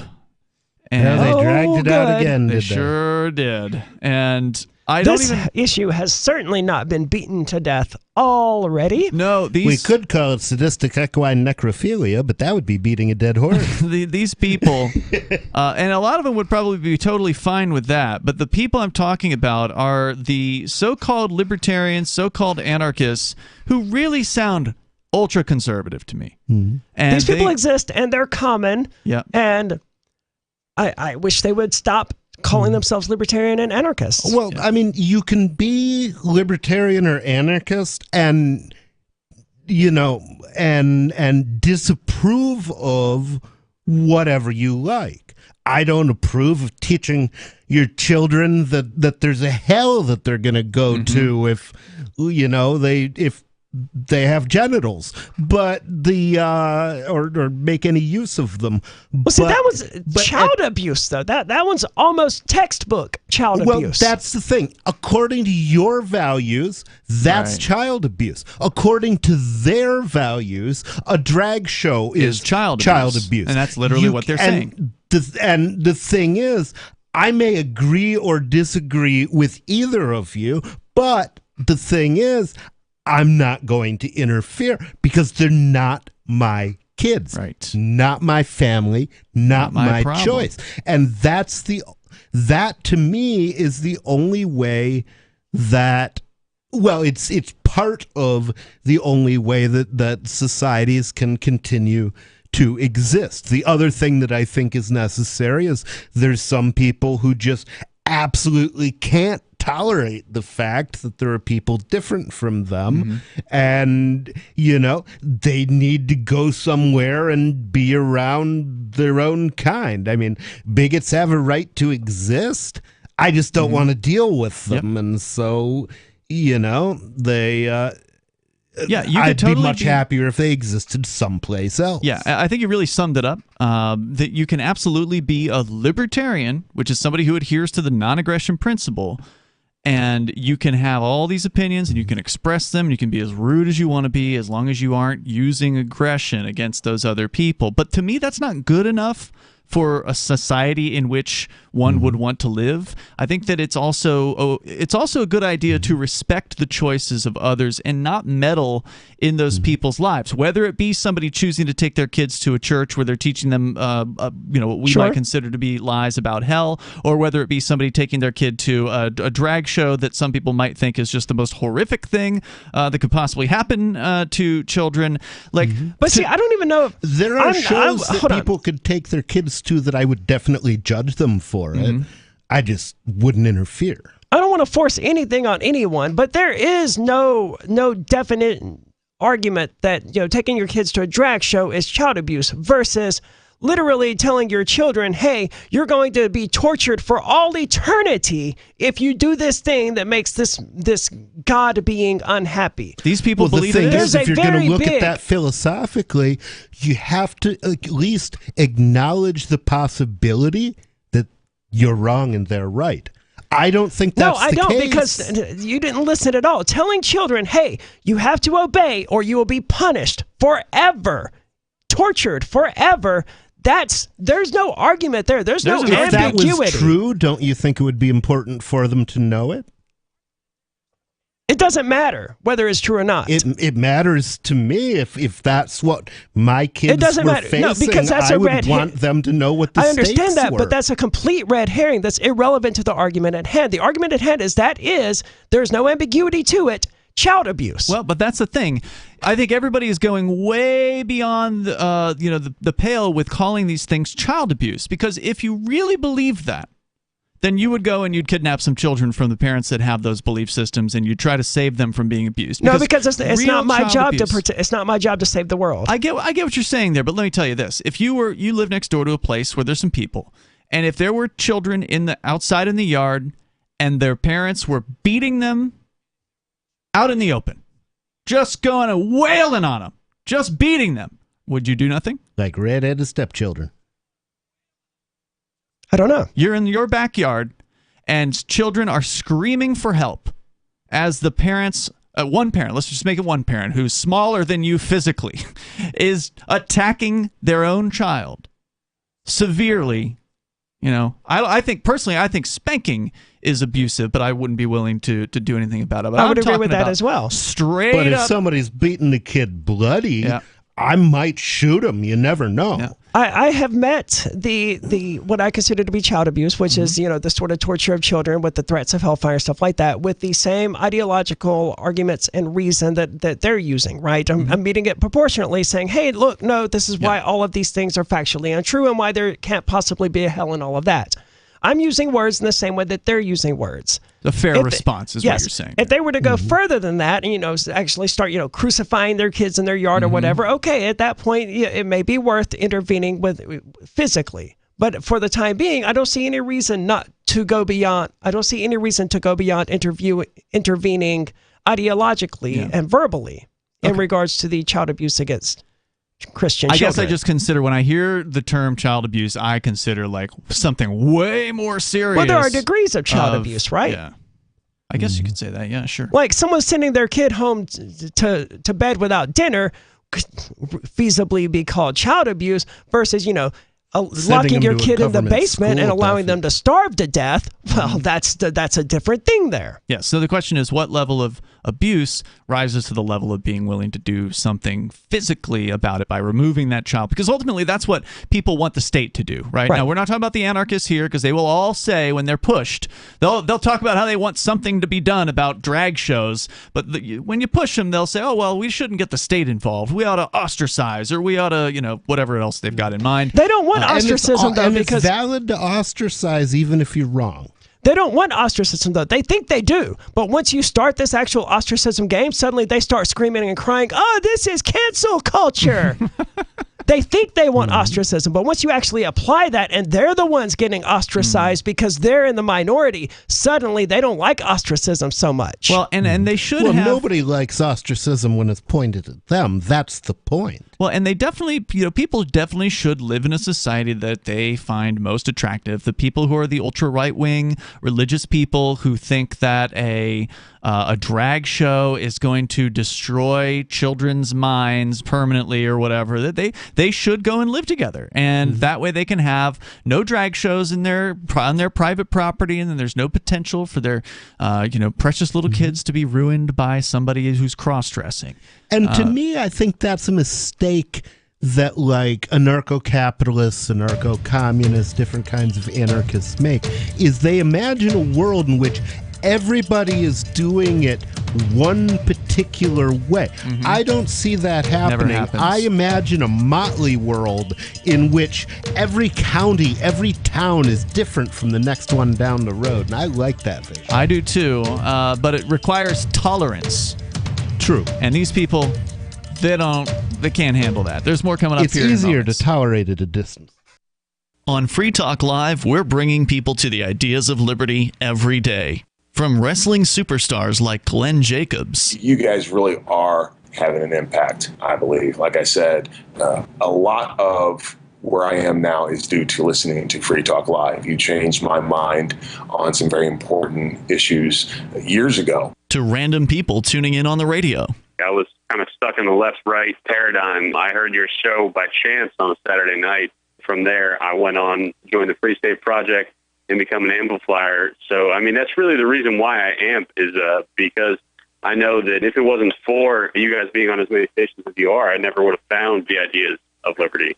You can help more people hear the message of liberty by joining Free Talk Live's AMPS program on Patreon for as little as $5 a month. And you'll get access to special perks. Visit amps.freetalklive.com, amps.freetalklive.com. Looking for a great real estate investment? Consider New Hampshire, which is ground zero for the Liberty Movement. Your first call should be to Mark Worden from Porcupine Real Estate. He's more than just a real estate agent. He's your New Hampshire concierge. Where are the best places to live? Do you want farm, city, the burbs, or forest? Do you want a duplex or multifamily building so that renters pay your mortgage? There are homes in all price ranges in New Hampshire, and Mark can help with financing too. Invest in liberty and property. Mark Worden can help. PorcupineRealEstate.com. What if you want to hear the latest episode of Free Talk Live, but all you have is your phone? You forgot to download our archive? and you have no data connection, you can call our Listen line at 641-793-0191. That's a long-distance number, so you may incur charges. If not, listen as long as you want. 641-793-0191. The Free Talk Live Listen line, 641-793-0191. The Free State Project has reached its goal of 20,000 liberty lovers who've pledged to move to New Hampshire and get active to achieve liberty in our lifetime. Perhaps you're trying to figure out what part of New Hampshire should be your destination. If so, consider Keene. You'll find more than 150 reasons to move to Keene at move.freekeene.com. Keene is famous for its historic, publicity-generating activism, as well as being the liberty media capital of the world. It's home to freekeene.com, New Hampshire's destination for liberty activism, news, and opinion. For years, we've been compiling over 150 reasons to move to Keene at move.freekeene.com, where you'll learn about some of what's happening here and what makes Keene a great place to live. If you love liberty, you'll probably enjoy anywhere you end up in the Shire. But do your due diligence first. Please visit move.freekeene.com for the full list of over 150 reasons to move to Keene. That's move.freekeene.com. Tired of cancel culture? Sick of mega tech corporations holding an axe over your head? Join the LRN.FM Matrix chat server. It's self-hosted, so no one else can tell us what to do or say. Don't like the existing channels? You can make your own. You can even connect into some of our channels from other Matrix servers. It's federated. For the full LRN.FM Matrix experience, though, you should join our server via the step-by-step instructions at chat.lrn.fm. Chat.lrn.fm. So you've signed the Shire Society Declaration and are planning your move to New Hampshire to be around more liberty-oriented people. Next, sign up for the Shire Society Forum at forum.shiresociety.com. There are a bunch of people there who are already in the Shire, and they want to meet you. If you're already in the Shire physically, you should also come by the forums. Remember, not everyone uses Facebook. New people are signing up for the Shire Society Forum every month, so drop in and say hello at forum.shiresociety.com. Don't miss a moment of Free Talk Live. Get our archives daily via our podcast at feeds.freetalklive.com.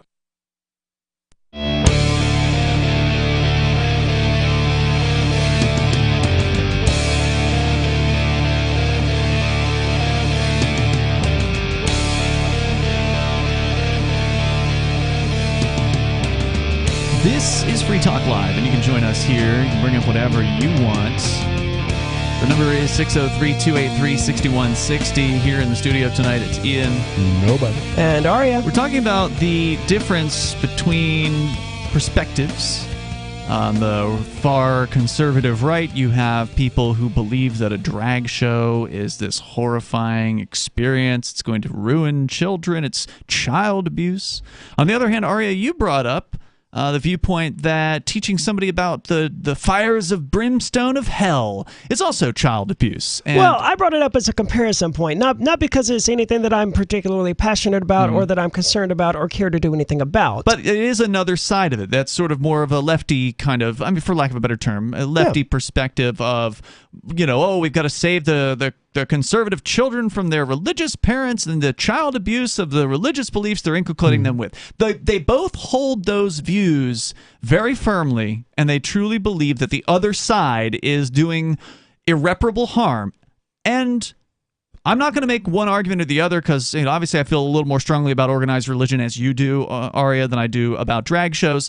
But I will acknowledge that maybe there are some really raunchy drag shows that people are bringing their kids to.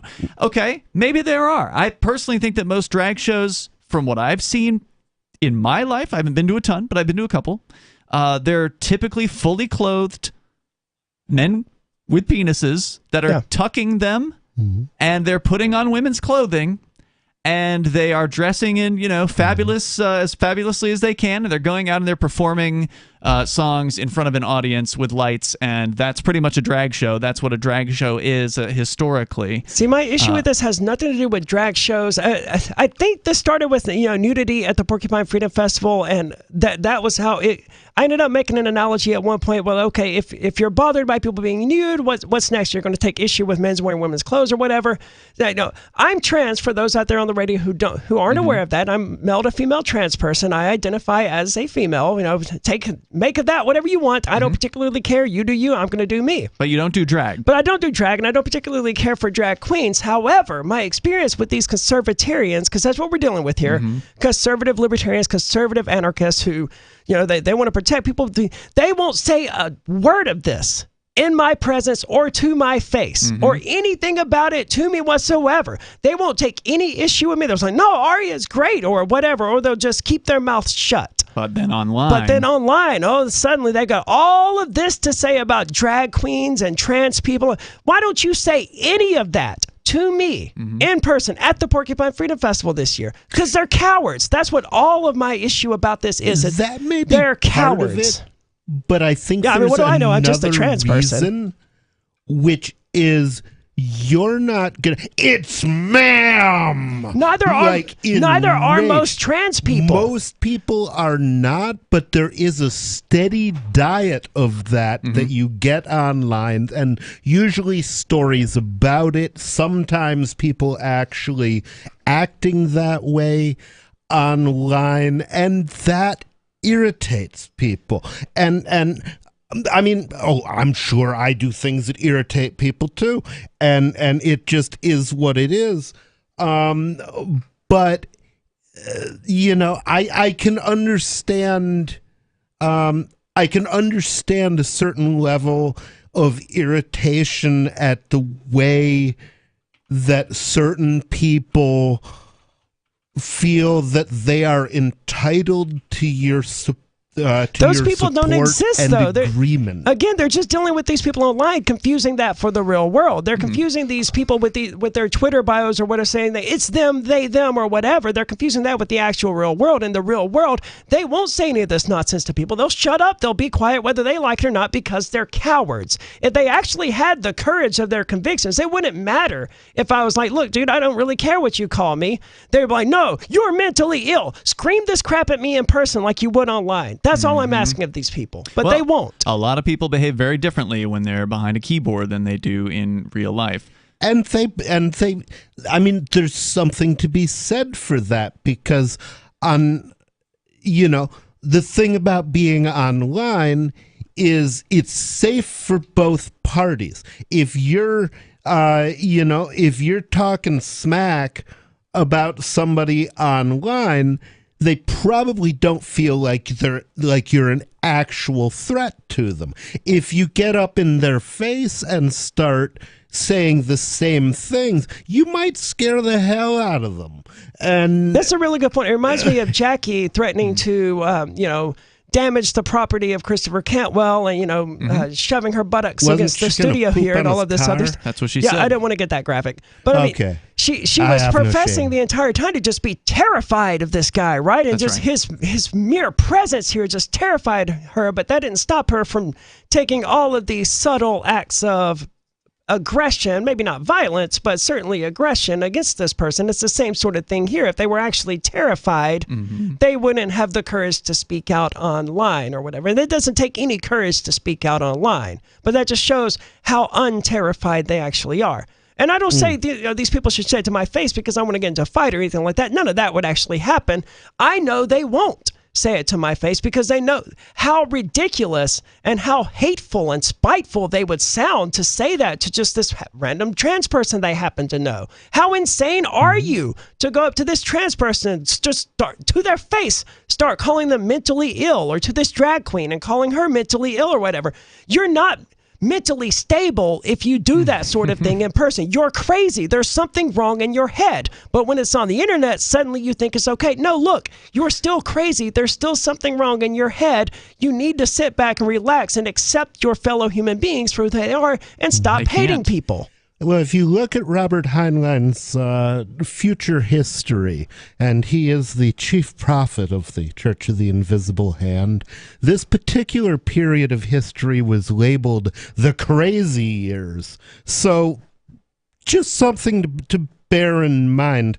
Whenever somebody says he's crazy, she's crazy, they're mentally ill, my thought is, who isn't these days? Yeah, that much is true. Everybody is crazy in their own personal way. Oh, yeah, we're like a bunch of squirrels. But that said, I got to agree with your conclusion, Arya, and that is that people just need to calm down, chill out, let people raise their family the way they want to, because going on the internet and caterwauling about it isn't going to change anything. Somebody posted a video we watched during the recent break here as an example of they put in quotes family friendly, and then they put this was in response to you saying that most of the drag shows that you had seen were relatively family friendly or something to that people effect. Dancing and wearing almost in many cases fully clothed. Yeah, they're not strip teases costumes. or anything like that. Right, but that's what these people apparently believe. We watched this video. That would defeat the purpose. Yeah, that would be a strip show. The point is to dress like a woman. Clothe oneself. But in this video, what happened was there was presumably a biological male who had some netting. And an actual male. Drag queens are usually not transsexual. They identify as male. They like to dress up as women sometimes. Right. This person was wearing cosplay leggings, like a netted kind of legs, I guess. Was outfit. this person supposed to be a drag queen, though? Because that was unclear. They weren't wearing the wig. They weren't wearing the overly embellished makeup or any of that stuff. Yeah, really. I mean, usually I expect to see somebody dressed like Mae West.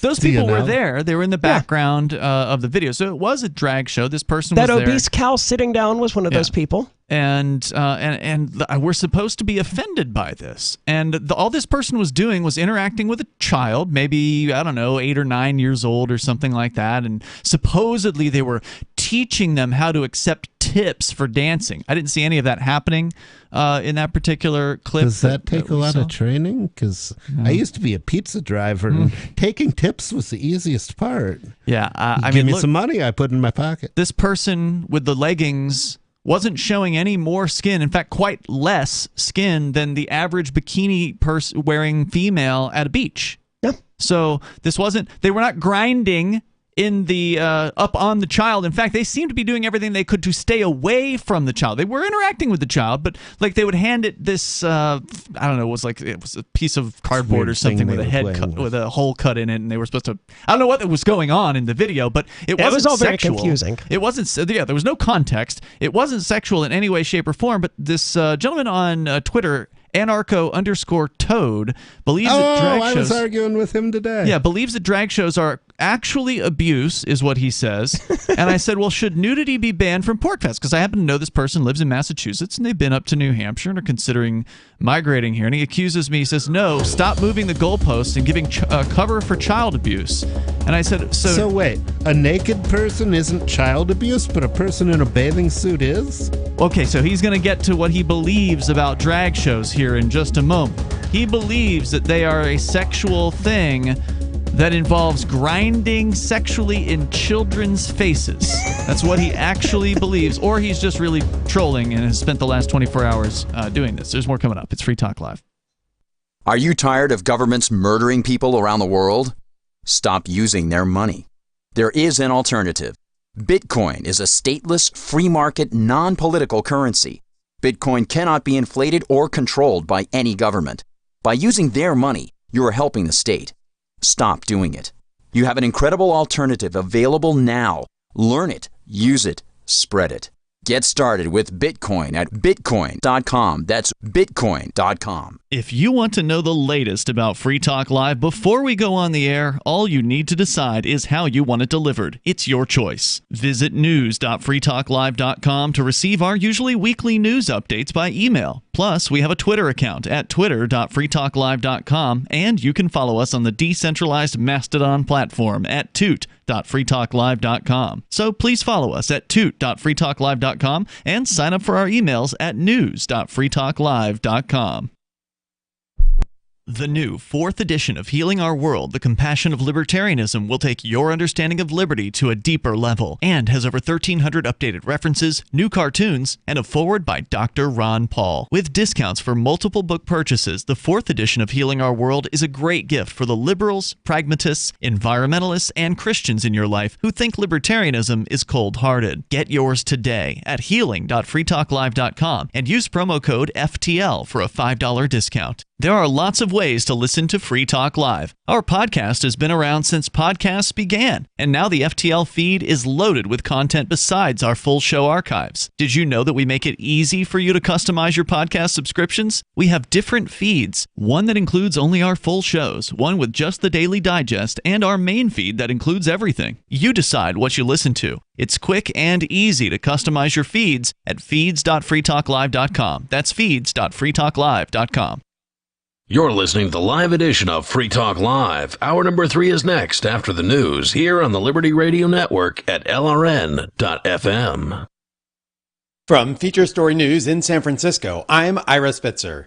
The U.S. has killed the leader of the al-Qaeda terrorist network with a drone strike in the Afghan capital of Kabul. The CIA carried out the operation targeting Ayman al-Zawahiri, who has led the terrorist network since 2011 following the U.S. killing of Osama bin Laden.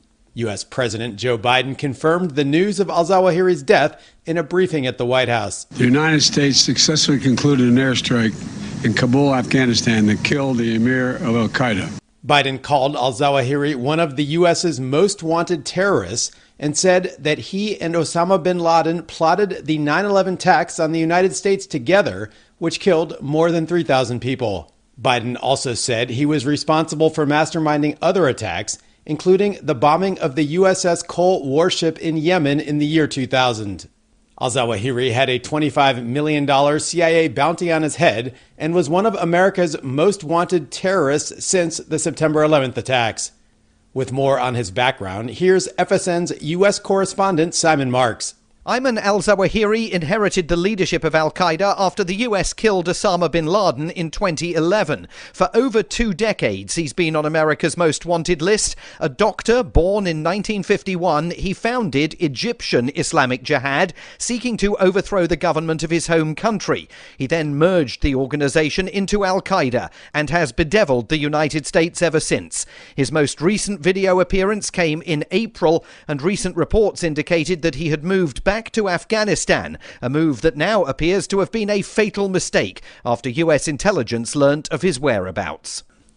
There is increasing speculation, although no official confirmation, that U.S. House Speaker Nancy Pelosi will visit Taiwan in the coming hours.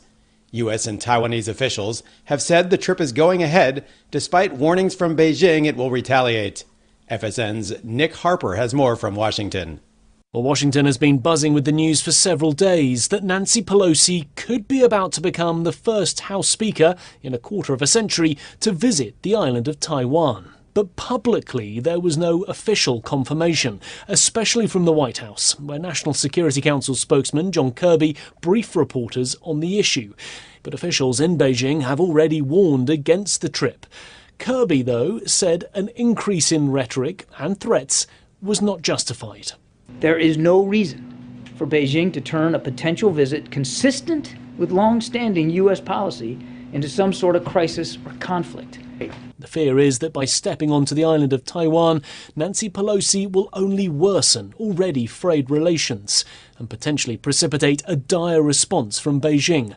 From Bureaus Worldwide, this is FSN. With FSN Spotlight, I'm Simon Marks. Today, looking at the case of Marina Ovsyannikova. If the name sounds familiar, it should be. In March, she was arrested in Moscow after interrupting the nightly news on Russian Channel 1, unfolding a Stop the War banner and shouting slogans critical of the Kremlin's invasion of Ukraine. Last Friday, she appeared in court accused of discrediting the country's armed forces after conducting conducting a one-woman anti-war protest outside the Kremlin. For that, she was fined 50,000 rubles. That's around $800 at current exchange rates. Her case is a reminder of the dangers facing journalists in Russia after President Putin signed legislation restricting their coverage of the war in Ukraine. Carla Ann Robbins is a senior fellow at the Council on Foreign Relations. Since he took over in January of 2000, the Committee to Protect Journalists says that at least 25 journalists have been killed for doing their job. And since just this most recent invasion of Ukraine, Putin has taken even more steps to shut down all of the remaining independent media, to outlaw free expression, even banning calling what's happening in Ukraine a war. Hundreds of journalists have been forced to leave the country. There is still independent media people working on Telegram, but this is a very, very dangerous place to tell the truth. And just a reminder that in FSN's Moscow bureau, our reporters operate within the Kremlin's restrictions, as we will remind you whenever you hear them. With FSN Spotlight, I'm Simon Marks. The main news again. President Biden says the leader of al-Qaeda, Ayman al-Zawahiri, has been killed in a weekend drone strike in Afghanistan. The terrorist leader had a $25 million CIA bounty on his head and was one of America's most wanted terrorists. And there is increasing speculation, although no official confirmation, that U.S. House Speaker Nancy Pelosi is planning to visit Taiwan very soon. That is the latest feature story news. I respect. A heroic broken sewage pipe floods Congress with waste. Johnson & Johnson introduces new leave-in Q-tips. This Thursday, local youth Andrew Robillard told reporters he had no idea why he couldn't wear his Iron Man costume to his grandfather's funeral. Robillard, whose grandfather passed away this week after complications from a stroke, vented his frustration to reporters and noted that his grandpa, quote, probably wouldn't even care if he dressed like Iron Man at the funeral. Iron Man is awesome. I want to wear my Iron Man suit. I am Iron Man.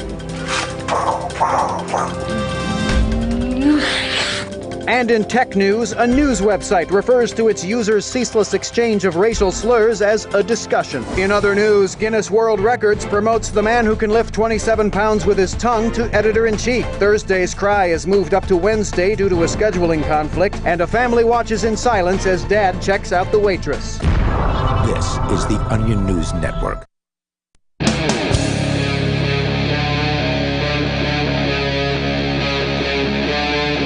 Free Talk Live. It is Free Talk Live. You can join us here and you can bring up whatever you want. The number is 603-283-6160. Once again, the drag shows have come back up amongst conservative types on the social media, except these conservatives are calling themselves libertarians.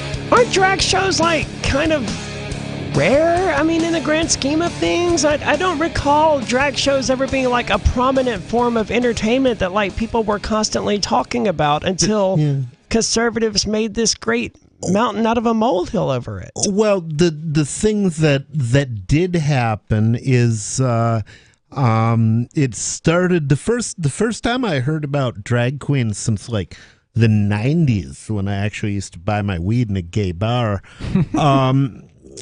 From a 300-pound bull dyke named Bambi. But I knew before you even said it, her name was going to be Bambi. Was this Florida or Michigan? This is Michigan. Okay. This is when I was still in high school. But I don't know her, but I know 50 identical Bambis just like her, man. Yeah, I'm sure that there's some woods somewhere where there's a herd of them, and every once in a while they get separated out and end up in some city. But they started doing these. Basically, they were outreach events. They were intended, I think, to just get kids comfortable with being around somebody who was eccentric. And so they called it Drag Queen Story Hour. And conservatives hate that. Oh yeah. And most of the drag queens seem to be very cool about it, and they're just sitting there reading a story. I've heard I've heard about people who supposedly exposed themselves during these things, like wearing a short skirt and not being properly careful. Is right? At least a couple of the people know you got to be kind of careful when you're wearing a skirt. But I don't know if that's true or apocryphal. But, it's probably that was apocryphal. The first that I heard of it is that these were outreach events, and of course the conservative fear about that is similar to the liberal hope for it. The conservatives are afraid, hey, these kids are going to grow up and be comfortable around gay people, and that's a bad thing. Heavens, and the liberals no. are thinking, well, they're going to grow up and be comfortable around gay people, and that's a good thing. Well, how weak is conservative/Christian propaganda if all it takes is one drag queen reading them, Santa's little helper or whatever, and suddenly they're gender queer or whatever. Well, propagandize better. Well, that's why you always find the most homophobic politicians in the bathroom with a man, because the thing is, a lot of times they took on that persona, particularly because they're covering something up, and a lot of times you'll have, my first thought when somebody says, well, if somebody's around gay people and they're a kid, they're gonna grow up gay, and I'm like, you were really on the fence when you were a kid, weren't you? You weren't sure which way you were going, because most of us are pretty clear on what we like, and we don't. I've seen a lot of penises in locker rooms, and I'm probably heteroflexible. I'm not quite bi, but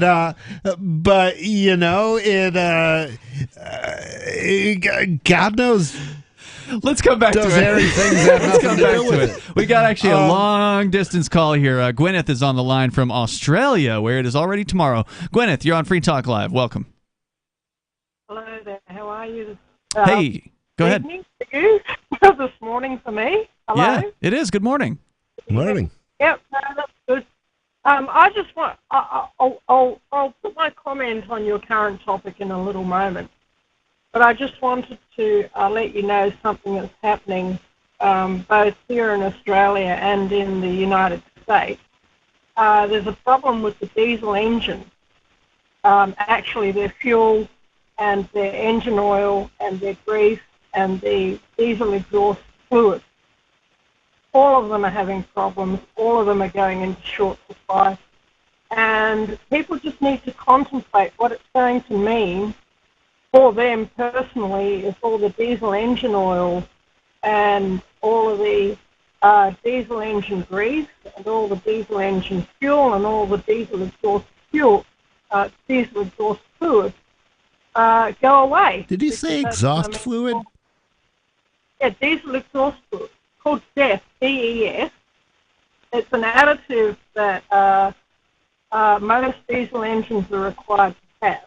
Let me see if I'm following what you're saying here, Gwyneth, because news to me, you're saying there are problems with all of the diesel engines on the planet, or did I misunderstand it? Because you are very... There are problems with, it's not the diesel engine, it's their consumable. The diesel fuel. Oh, it's hard to get them. The supply chain's an issue. Okay. Yes, the supply chain. And, it's coming to a crisis point, and people need to stop and think about what it's going to look like for them personally if all the diesel engines go away. Because without the diesel engine oil, there's no diesel engine. And without the diesel exhaust fluid, I mean, a diesel engine can run without the diesel exhaust fluid. Now, is this something that's in the news, or could we look this up and find that there actually is? I think she's just talking about the diesel fuel shortage. Someone talked about it recently as some additive that they're required to add by law in some place as well, something along those lines. But this idea that all of the diesel engines are suddenly going to vanish, that's not going to happen. Well, they may not vanish, but if you can't... Vanish you're not going to be able to run them without the diesel engine oil. If you go into your favorite search engine and type in diesel engine oil shortage, it's in the industry press. I mean, I agree entirely. Prices are going to go up on everything as a result of this, but to be like, no one's going to have anything, we're all going to starve to death, or this is going to affect all of them, that's just fear-mongering, in my opinion. Well, I mean, that's like saying Bitcoin is going to go down to zero. If you literally can't get your engine fluids, then you can't drive your vehicle. And that could really cause a problem with the supply chains if, because all of those trucks are running on diesel. I mean, the entire country, and I'm sure this is true in Australia, is running on diesel as far as getting products to market. So, I mean, if this is as bad as Gwyneth is suggesting, then this is a pretty big problem. Now, do they use the same fluids, do you know, in, say, a diesel 18-wheeler that they use in a diesel car? And if not, is this mostly affecting cars or trucks?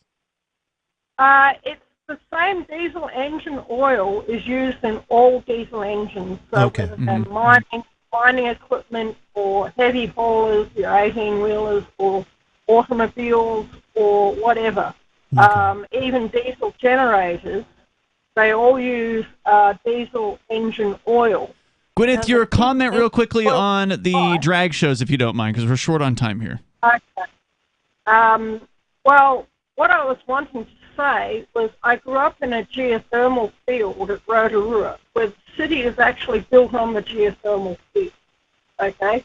And when I was a little kid, this is regarding the hellfire thing that you were saying, my parents were very careful to put the fear of God into me regarding the geothermal field. Okay, so that I didn't just run randomly everywhere and fall. Oh, that's the dumbest analogy I've heard in quite a long time. Saying don't play in the street is the equivalent of threatening kids with hellfire and eternal damnation. That's silly. I don't know what she was saying. I want to give her a chance to tell the rest of the story here in moments. The number here is 603-283-6160. It's hard to hear, but mostly I'm making out what she's saying. All the way from Australia, it is Free Talk Live. Do you feel like your nation, state, or community no longer holds your values? Have you dreamt of a place where people agree that liberty is important and are free to pursue their projects so long as they respect the property of others? There are many people just like you that are discovering freeprivatecities.com. Their social media links are at the upper right of the page at freeprivatecities.com. All skill levels will be needed when the first of the Free Private Cities opens. It's sooner than you think. Stop arguing and build. freeprivatecities.com. Are you tired of your taxes funding endless occupations around the world? Antiwar.com is run by people who understand that wars abroad become wars at home, wars on our freedoms. Antiwar.com is dedicated to bringing you the latest in news, views, interviews, and reviews from the top movers and shakers in the anti-occupation movement. Antiwar.com has it all, from thorough foreign policy analysis to interviews with whistleblowers who used to run the military-industrial complex. Anti-war, pro-free market. That's antiwar.com. When a lunar observatory detects a radio broadcast originating from Proxima Centauri, the nations of Earth discover their first contact with an alien race may also be their last. With the Proximans facing an extinction-level disaster, Earth must choose between sending a ship on a multi-year journey or allowing nature to take its course. Saving Proxima, a hard science fiction thriller by Travis S. Taylor and Les Johnson from BaneBooks.com. I'm crazy about My Magic Mud. This is the most important oral care product created this millennium, and I'm not kidding. We all have different opinions on politics and issues, but we all have mouths. And I want yours to be as clean as possible, with teeth as bright as they were meant to be. I will never be without My Magic Mud. It's a little surprising, but man, does it work. If you only listen to one thing I say ever, go to mymagicmud.com and get 20% off with code FTL. mymagicmud.com, code FTL. This is Michael Dean from the Freedom Fiends. I've run websites since 1996 and have used over a dozen web hosts in that time. AgristHosting.com is the only one that hasn't broken my heart. Agrist Hosting's uptime and service is stellar. and their DDoS mitigation is the best I've seen. That's important because if you tell the truth in this world, you'll ruffle feathers. And some people will try dirty tricks to silence your voice. No matter what the haters hit us with, Agorist Hosting keeps our websites online. If you have a mission-critical commercial presence or a world-changing activism site, you cannot tolerate any skullduggery. So go with agoristhosting.com. Have a WordPress or blog site, but you're not satisfied with performance or uptime? Or just want raw hosting? Want to pay with Bitcoin? Agorist Hosting specializes in high-performance hosting with personalized service. Go to agoristhosting.com and click on the button that says Get Hosted. That's agoristhosting.com. What if you want to hear the latest episode of Free Talk Live, but all you have is your phone, you forgot to download our archive, and you have no data connection? You can call our Listen line at 641-793-0191. That's a long-distance number, so you may incur charges. If not, listen as long as you want. 641-793-0191. The Free Talk Live Listen line, 641-793-0191. There are basically two types of advertising, direct response and branding. Radio's great for direct response with its low cost to listener ratio, but audio can't be beat for branding, which is a longer term endeavor. You want to be the first thing that someone thinks of when they think about your product or service. If you have a local business that you want kept top of mind in your community, call the station. If you need national reach, Free Talk Live's got around 200 radio stations, millions of monthly listening sessions, can suit all budgets, and if we don't think we're right for you, we'll tell you. Email me, mark@freetalklive.com. We're still not sure why you'd want to watch, but our video feed is streaming nightly for free at cam.freetalklive.com.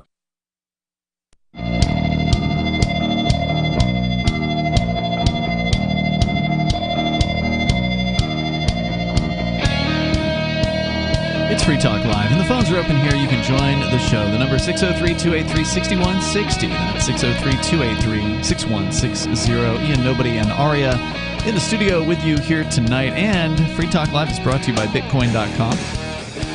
If you're ready to learn about cryptocurrency, we talked a little bit earlier about taking those dollars that you know are going to become worth less and less. That's what inflation means, folks. When they're when you hear about inflation, the media gets it wrong.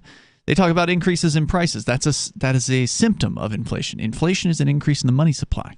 That means your dollars become worth less over time. You can see it at the grocery store, you see it at the gas pump, etc.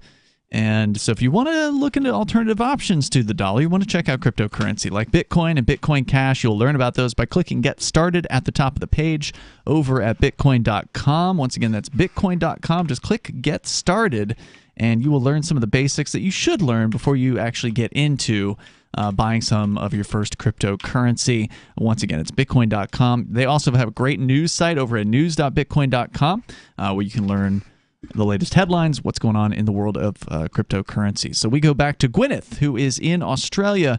Gwyneth, you were trying to make a point. I guess we've been talking about people who believe certain things are child abuse.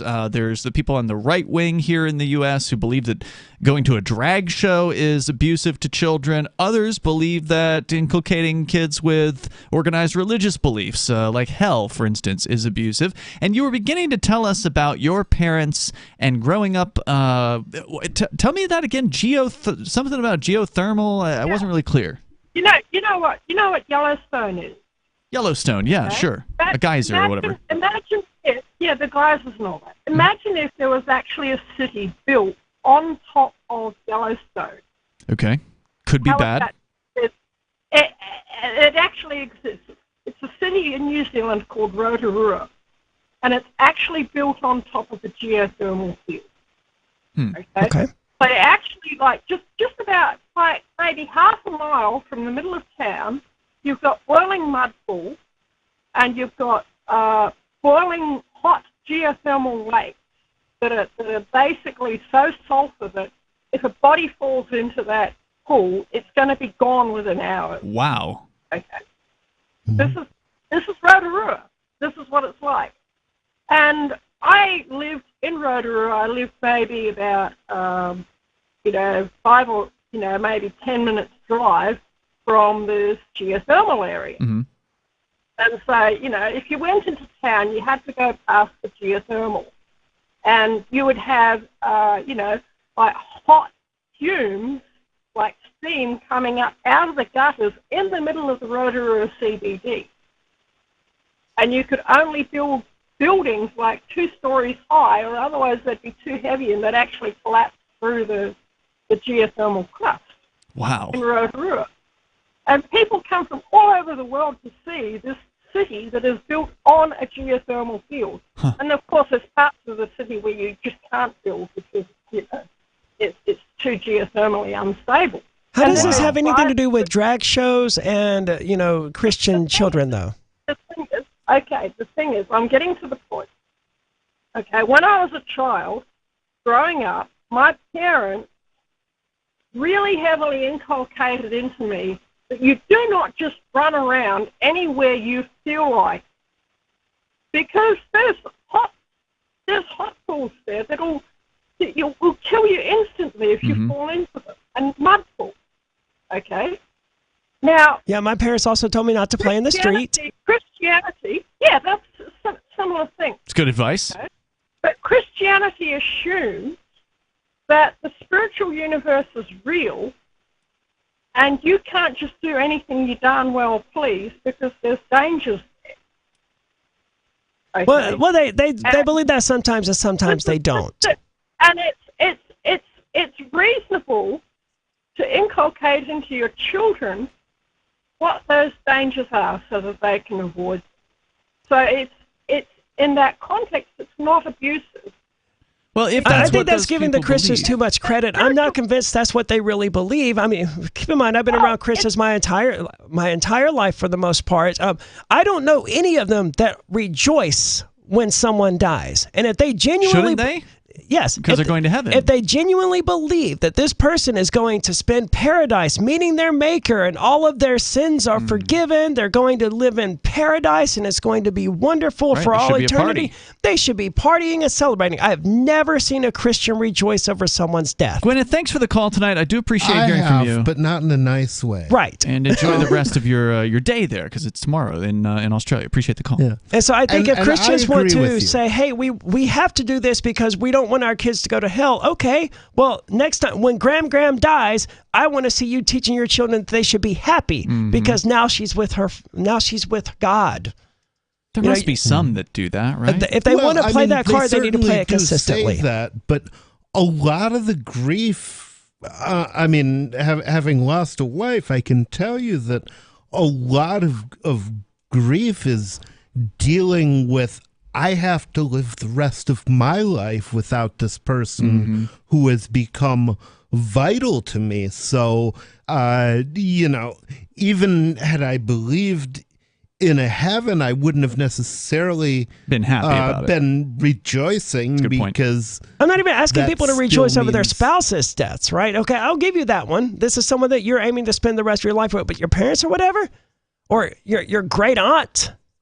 Or someone you met, 15 years ago that you used to be friends with. Our families. I understand that. I like some of my families too, but none of them are like, I'm going to spend the rest of my life talking to Gam or whatever. It's like, okay. Gam. Is that what y'all call your grandmother? I've never met. No, it's just a funny expression that I used to just draw absurdity to draw attention to the absurdity of these sort of nicknames. And Gam just sounds so stupid. Derek is on the line here. He's in Pennsylvania. Go ahead, Derek. What's on your mind? Hey, I've got a trans son, and I sometimes wonder, because he's only interested in other trans males, is he just a lesbian that is for some reason identifying as male, or I don't this is the thing I question. I don't have. Well, hold on, just to clarify for me, your son is female to male, correct? That's what I was going to ask. Female to male, yes. Okay. And is also interested in only other female to male trans people. Yes. So isn't even interested in cis women, correct? I don't know. I don't know. So what's the question for Aria?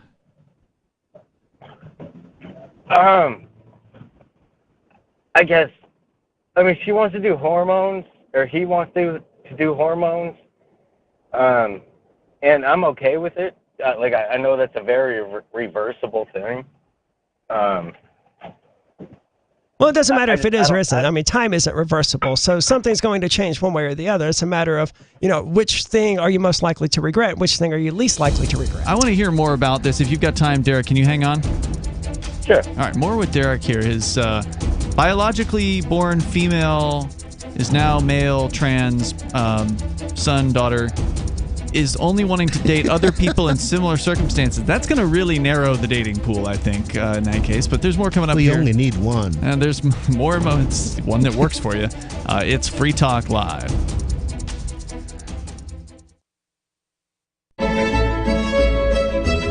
Carl Watner, longtime proponent of a voluntary society, died last December. You may have seen his articles published on his website, voluntarist.com, in his newsletter, The Voluntarist, the Mises Institute, or elsewhere over the last 40 years. His newest book, I Must Speak Out, Volume 2, The Best of the Voluntarist, is now available via Liberty Under Attack Publications. This 430-page second volume spans the years of 2000 through 2020 and includes articles by Carl Watner, Hans Hermann Hoppe, Carl Hess, Benjamin Tucker, George H. Smith, Lysander Spooner, Pete Eyre, Joyce Brand, and many others. I Must Speak Out is for the newly initiated, the veteran voluntarist, or anywhere in between. Buy the book now at libertyunderattack.com/voluntarist. For more great content on building a voluntary society and for Carl's extensive archives, check out voluntarist.com.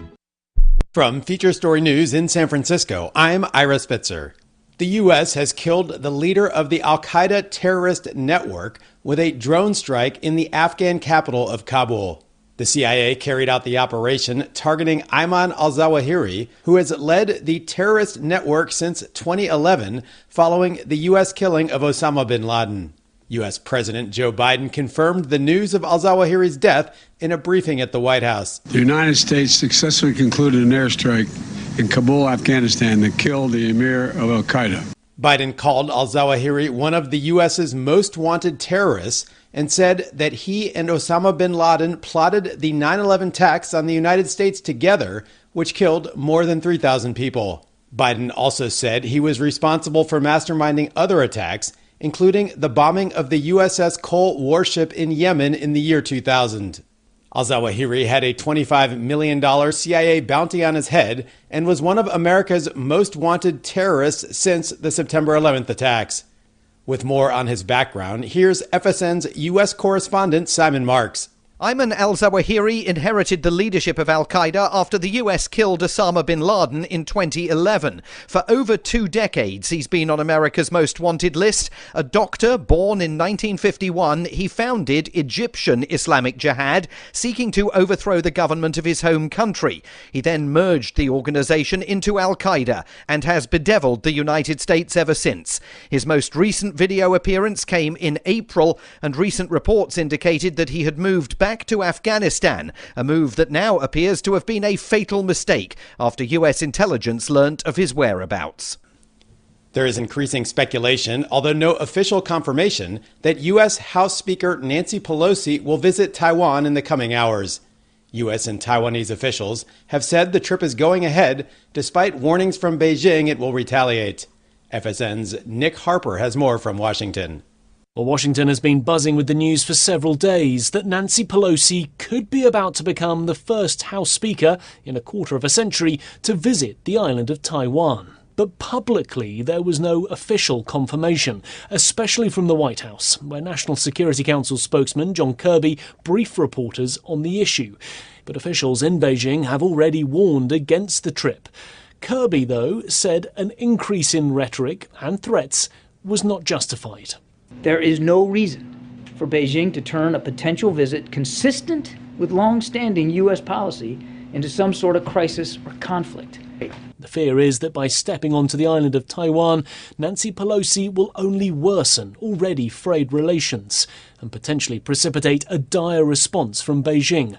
From Bureaus Worldwide, this is FSN. You can help spread the ideas of liberty with our Patreon for just $5 per month at amps.freetalklive.com.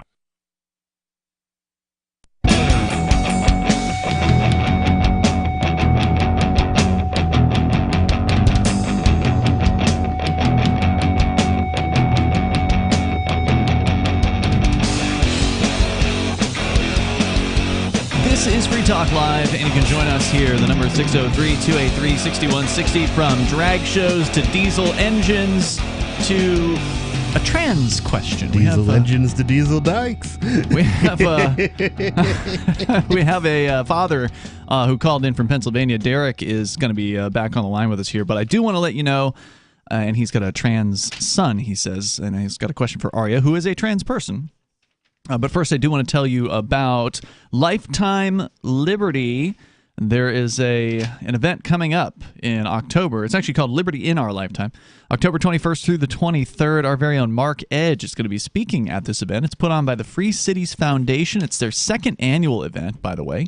The conference theme this year is Parallel Structures for Progress. They're going to showcase autonomous cities and intentional communities springing up around the world, offering opportunities for settlers to live freer lives.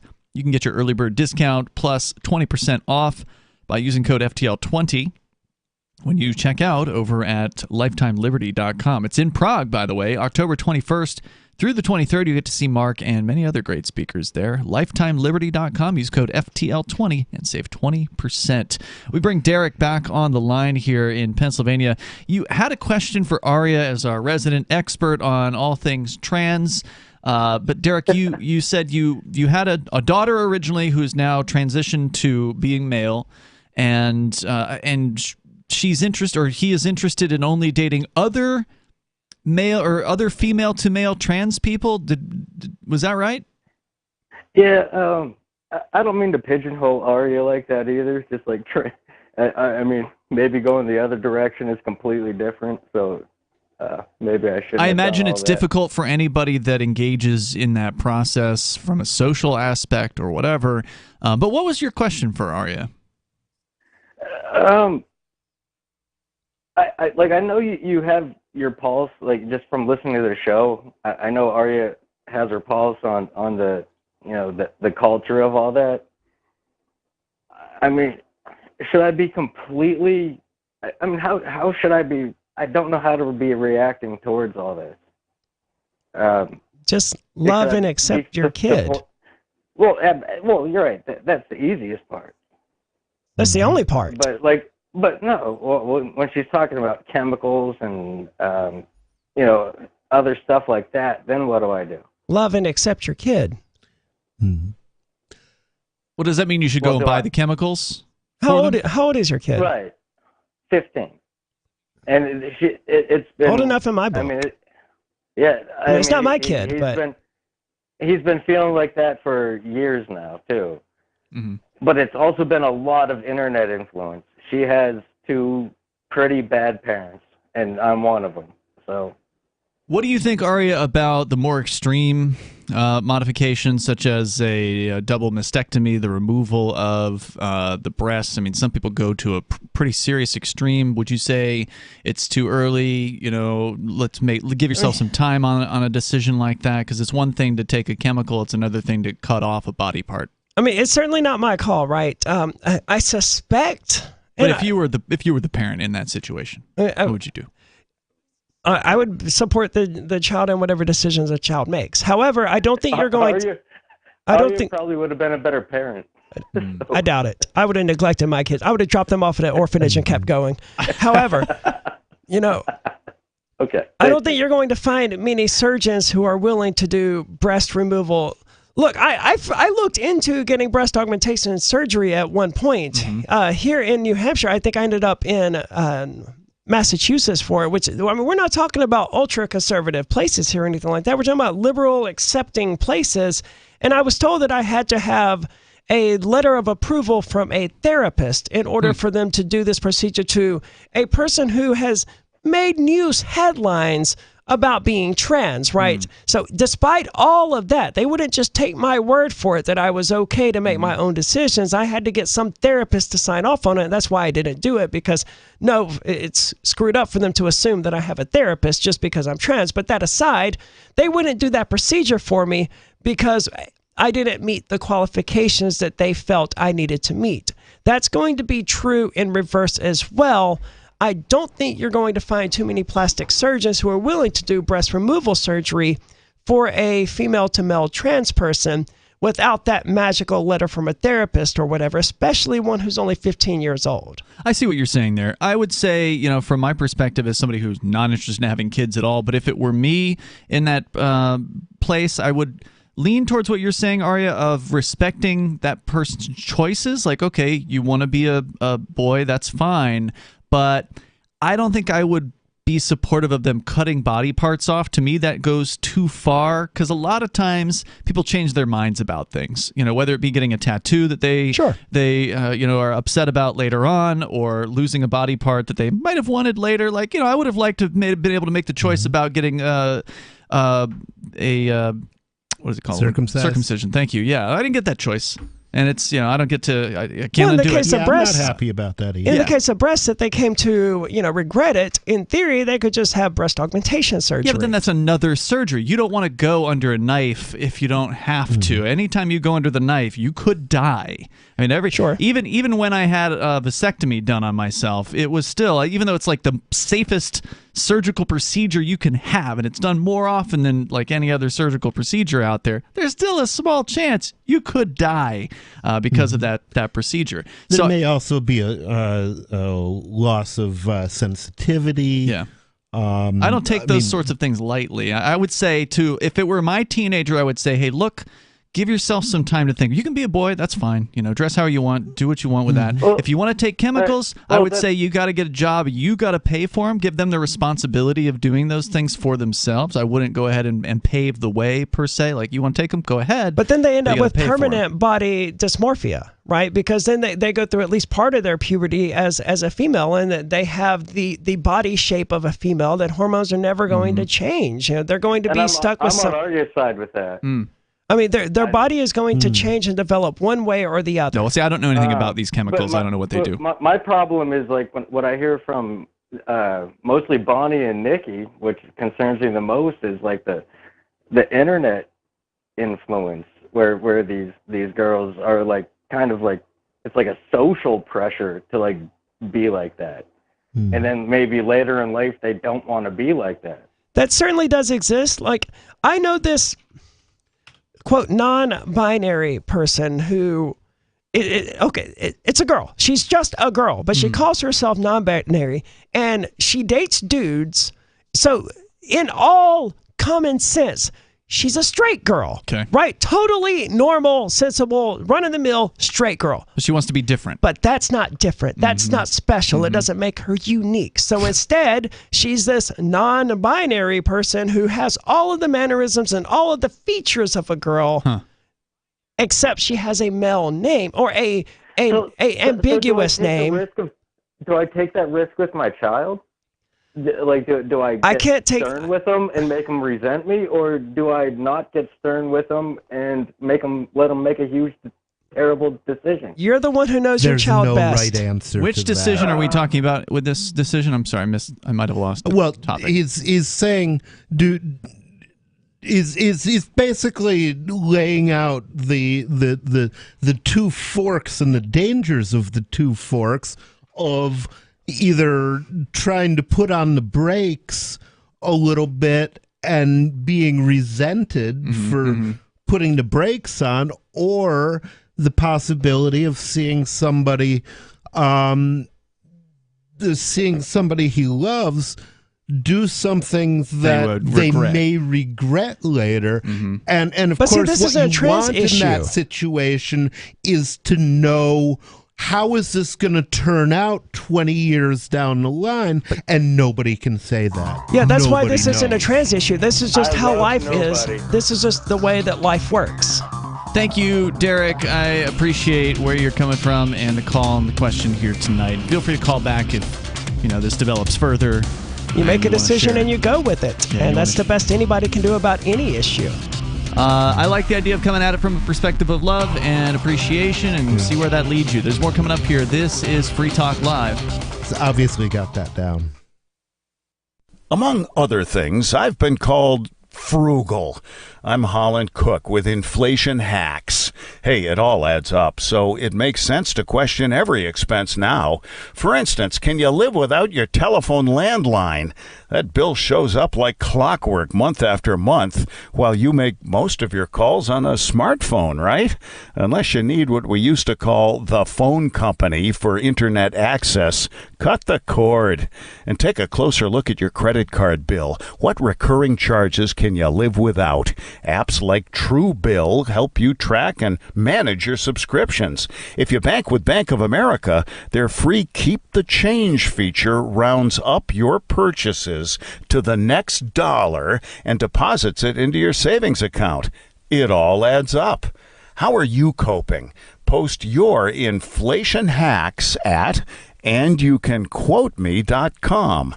Looking for a great real estate investment? Consider New Hampshire, which is ground zero for the Liberty Movement. Your first call should be to Mark Worden from Porcupine Real Estate. He's more than just a real estate agent. He's your New Hampshire concierge. Where are the best places to live? Do you want farm, city, the burbs, or forest? Do you want a duplex or multifamily building so that renters pay your mortgage? There are homes in all price ranges in New Hampshire, and Mark can help with financing too. Invest in Liberty and property. Mark Worden can help. PorcupineRealEstate.com. Tired of cancel culture? Sick of mega tech corporations holding an axe over your head? Join the LRN.FM Matrix chat server. It's self-hosted, so no one else can tell us what to do or say. Don't like the existing channels? You can make your own. You can even connect into some of our channels from other Matrix servers. It's federated. For the full LRN.FM Matrix experience, though, you should join our server via the step-by-step instructions at chat.lrn.fm. Chat.lrn.fm. Join liberty-minded voluntarists, anarchists, and libertarians from June 15th through the 18th for the 7th annual Fork Fest at Rogers Campground in the beautiful White Mountains of New Hampshire. Fork Fest is a fork of the Porcupine Freedom Festival, which sold out in 2022. For 2023, we're going back to where it all started, the weekend before PorcFest. ForkFest is decentralized, which means that there's no ticket cost and no one is in charge. All you have to do to join the fun is reserve your camping site, RV site, or motel room with Rogers Campground for June 15th through the 18th. You can find out more at the unofficial website forkfest.party. You can also connect with other attendees on the ForkFest Telegram and Matrix chat rooms, as well as the ForkFest forum. You can find links to those at forkfest.party. We hope to see you there June 15th through the 18th. forkfest.party. If you want to know the latest about Free Talk Live before we go on the air, all you need to decide is how you want it delivered. It's your choice. Visit news.freetalklive.com to receive our usually weekly news updates by email. Plus, we have a Twitter account at twitter.freetalklive.com, and you can follow us on the decentralized Mastodon platform at toot.freetalklive.com. So please follow us at toot.freetalklive.com and sign up for our emails at news.freetalklive.com. So you've signed the Shire Society Declaration and are planning your move to New Hampshire to be around more liberty-oriented people. Next, sign up for the Shire Society Forum at forum.shiresociety.com. There are a bunch of people there who are already in the Shire, and they want to meet you. If you're already in the Shire physically, you should also come by the forums. Remember, not everyone uses Facebook. New people are signing up for the Shire Society Forum every month, so drop in and say hello at forum.shiresociety.com. Yep, we still do email. Drop your email address in the entry box at freetalklive.com, and you'll be kept in the loop with Free Talk Live.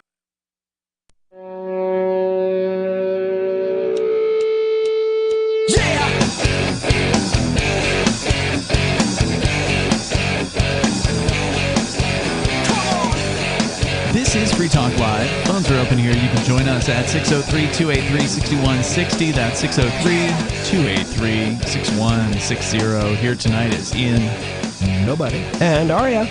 And the dates for ForkFest, well, there's no such thing as official dates for ForkFest, but there's the ones that we're promoting. I brought a date to ForkFest one time. How was it? It was all right. Good. It's a good time to meet somebody if you, if there's... If you don't have a date, you might meet somebody at Fork Fest, although there's not a ton of people that have attended Fork Fest over the years. It's not the biggest libertarian camping festival, but it is the libertarian camping festival that happens right nearby the biggest libertarian camping festival, which is, of course, the Porcupine Freedom Festival, which sold out the last 2 weeks in a row, by the way. And it's going to sell out this year, too, man. Almost certainly. Because today was the first day that Rogers Campground, where these events are held, was taking reservations, and they got swamped. Immediately, all of the Porcupine Freedom Festival chats just blew up of people like, I can't get through. They put me on hold or whatever. Whoa. Like, will you people calm down? It's August the 1st. Damn. Is there another campground like? Nothing as large as Rogers. Near there? There are some others near there, yes. Yeah. Is there anything close enough that you could have PorcFest take up more than one campground? I don't know how close the nearest one is, but I mean, you definitely pass by some as you're driving up to the Porcupine Freedom Festival. So it's difficult to have a split event on two different campgrounds because there's nothing right nearby. The property across the street from Rogers was for sale once upon a time. I don't know if it's still for sale or who bought it or whatever, but there was always talk. There's always talk about buying Rogers or buying the property across the street, and who knows if that'll actually transpire. I hope that somebody does at some point, but we're talking about what happens in the beautiful White Mountains of New Hampshire every single year, and for the first 3 years of Fork Fest, which started back in 2017, the event happened before the Porcupine Freedom Festival. In the most recent 3 years, Fork Fest moved to after the Porcupine Freedom Festival, and now we're going back to the beginning where everything started, and Fork Fest is going back to a weekend-long event, so it's no longer a week, and it is going to be the few days prior to the Porcupine Freedom Festival. So it'll be June 15th through the 18th. Again, unofficial. You can show up earlier if you want to. If you want to spend a week there beforehand, by all means, go right ahead. But I think what the general consensus seemed to be from the chats that happened after this year amongst those who were attending this year is that it's just too much time. Like 2 weeks for those that want to go to both the Porcupine Freedom Festival and Fork Fest. 2 weeks was just too much for most people to go to. That's a long camping trip. It is. So going closer to 10 or 11 days, that's what's being targeted in this case. And people missed the energy of Fork Fest being before the Porcupine Freedom Festival. It was its own unique culture that built up and culminated in a thing, right? Yeah. And what really turned people off initially when the Porcupine Freedom Festival came after Fork Fest was in the beginning of Fork Fest, the Porcupine Freedom Festival was in a real bad state. There were security agents that they brought in that would come to the park like a day or two beforehand, and they would start driving around in golf carts, and they killed the vibe of Fork Fest. They called them Pork Rangers. Yeah. I actually wanted to start Ranger Block. Well, it ended up being you didn't need to because the marketplace decided that the Porcupine Freedom Festival was growing in the wrong direction. They changed their setup and they made it a more decentralized event. The vendors became very happy. More people showed up, and now they are sold out every year since they made that change. Yeah, 2 years in a row. And so they've done the right thing with the Porcupine Freedom Festival. And given that it's the event has been fixed, because a lot of people decided to go to Fork Fest because they were upset with the Porcupine Freedom Festival's direction, they fixed the event. Fork Fest isn't going away. We're just moving it back to the beginning. So I think it's going to be a good move. You can go to forkfest.party. You can learn a little bit more about the event there. There's links to chat rooms where people are hanging out talking. There's a forum there as well, so you can connect with other people before you go and attend. But you can get your reservation in over at Rogers Campground. You need either a camping site, an RV site, or a motel room. And again, it's happening June 15th through the 18th, 2023 for the 7th annual Fork Fest, and then the Porcupine Freedom Festival will follow it in 2023. So let's go to your phone calls here. Law Dog is in Michigan. You're on Free Talk Live. Go ahead, Law Dog. Hey, how you guys doing? That Fork Fest sounds pretty good. We've had a carp fest over here in Michigan Center, Michigan, down at Leone Township Park, the goose poop capital of the county there. But what is a carp fest? It was pretty good, and I'm gonna try to get up there in New Hampshire and check you guys out next What is year. it? What is Carp Fest? What is that? Carp Fest. It's a carp carnival where you go fishing for carp. Oh, carp. And you, okay. Yeah, they they have a carp carnival queen and everything, and they get on floats and they throw candy at the kids and stuff. And there's more tattoos per square mile when you bring in the carnies in the whole free world. There, I'll tell you, it's a really. What were you calling about tonight, Law Dog? Oh, I owe you guys an apology. Oh. Last time I called, I said that Hunter Biden was going to go to prison, and I listened to Guy Benson. Andy McCarthy was on there, and he used to be a big judge there in the Southern District of New York, and he says anybody who thinks that something's going to happen to Hunter Biden is delusional. Yes. So I owe you guys an apology, but you guys were talking about dating or something there, you know. I'm a 67-year-old heterosexual man, and I exclusively date homeless women. You know why? Why? Because they're easy? You can drop them off anywhere. Thanks, Law Dog. Appreciate the call tonight. The number is 603-283-6160. Sarah used to be homeless in New Mexico. Now she's living in a trailer park. Go ahead, Sarah. What's on your mind? You know, they have a tiny grocery store that they opened up in a tourist shopping center, and it was so successful. They're going to make it bigger. I mean, how did they figure out this mixed usage at a shopping area? I mean, it's catching on. You know what I mean? What the hell are you talking about? Said. Yeah, I got it. Yeah. Well, What? I mean, there's they only have rugs, pottery, and jewelry. Now they have a little grocery store in there, and it's really popular. So you're excited about about Eastern grocery store? Is that what you're saying? Well, it's like a organic kind of a grocery store. Are you they're asking? Expanding. Are you asking how stores figure out what is and isn't successful? It sounds like she's just excited that there's a bodega nearby. Well, the thing about it is they should have figured this out instead of just having everything rugs, everything handbags, everything jewelry, and then they should have had this little tiny shop, grocery store, mix it up with what people want to do. Why does it take so long? She's mad that it took this long to get a little grocery store. I see. Well, if you only had communism, Sarah, then you wouldn't have any grocery stores, right? This is the most bizarre. You don't need any grocery stores if you don't have any food. This is the most bizarre complaint I've ever heard, Sarah. What the complaint well, I mean, is? It's the same concept of the shopping malls having apartments, churches, schools. Having a mixed use instead of just shopping only. You know what I mean? It's the same concept. I've seen what it's like when shopping malls have places to sleep, and that's called Vegas, and it really sucks. Like, it's really expensive. Vegas? I'm talking about they're going to have, like, build... You want to live at a shopping mall? Parks. No, I'm talking about, a part of it will be, like, condominiums, another part will be apartment complex, another part, like...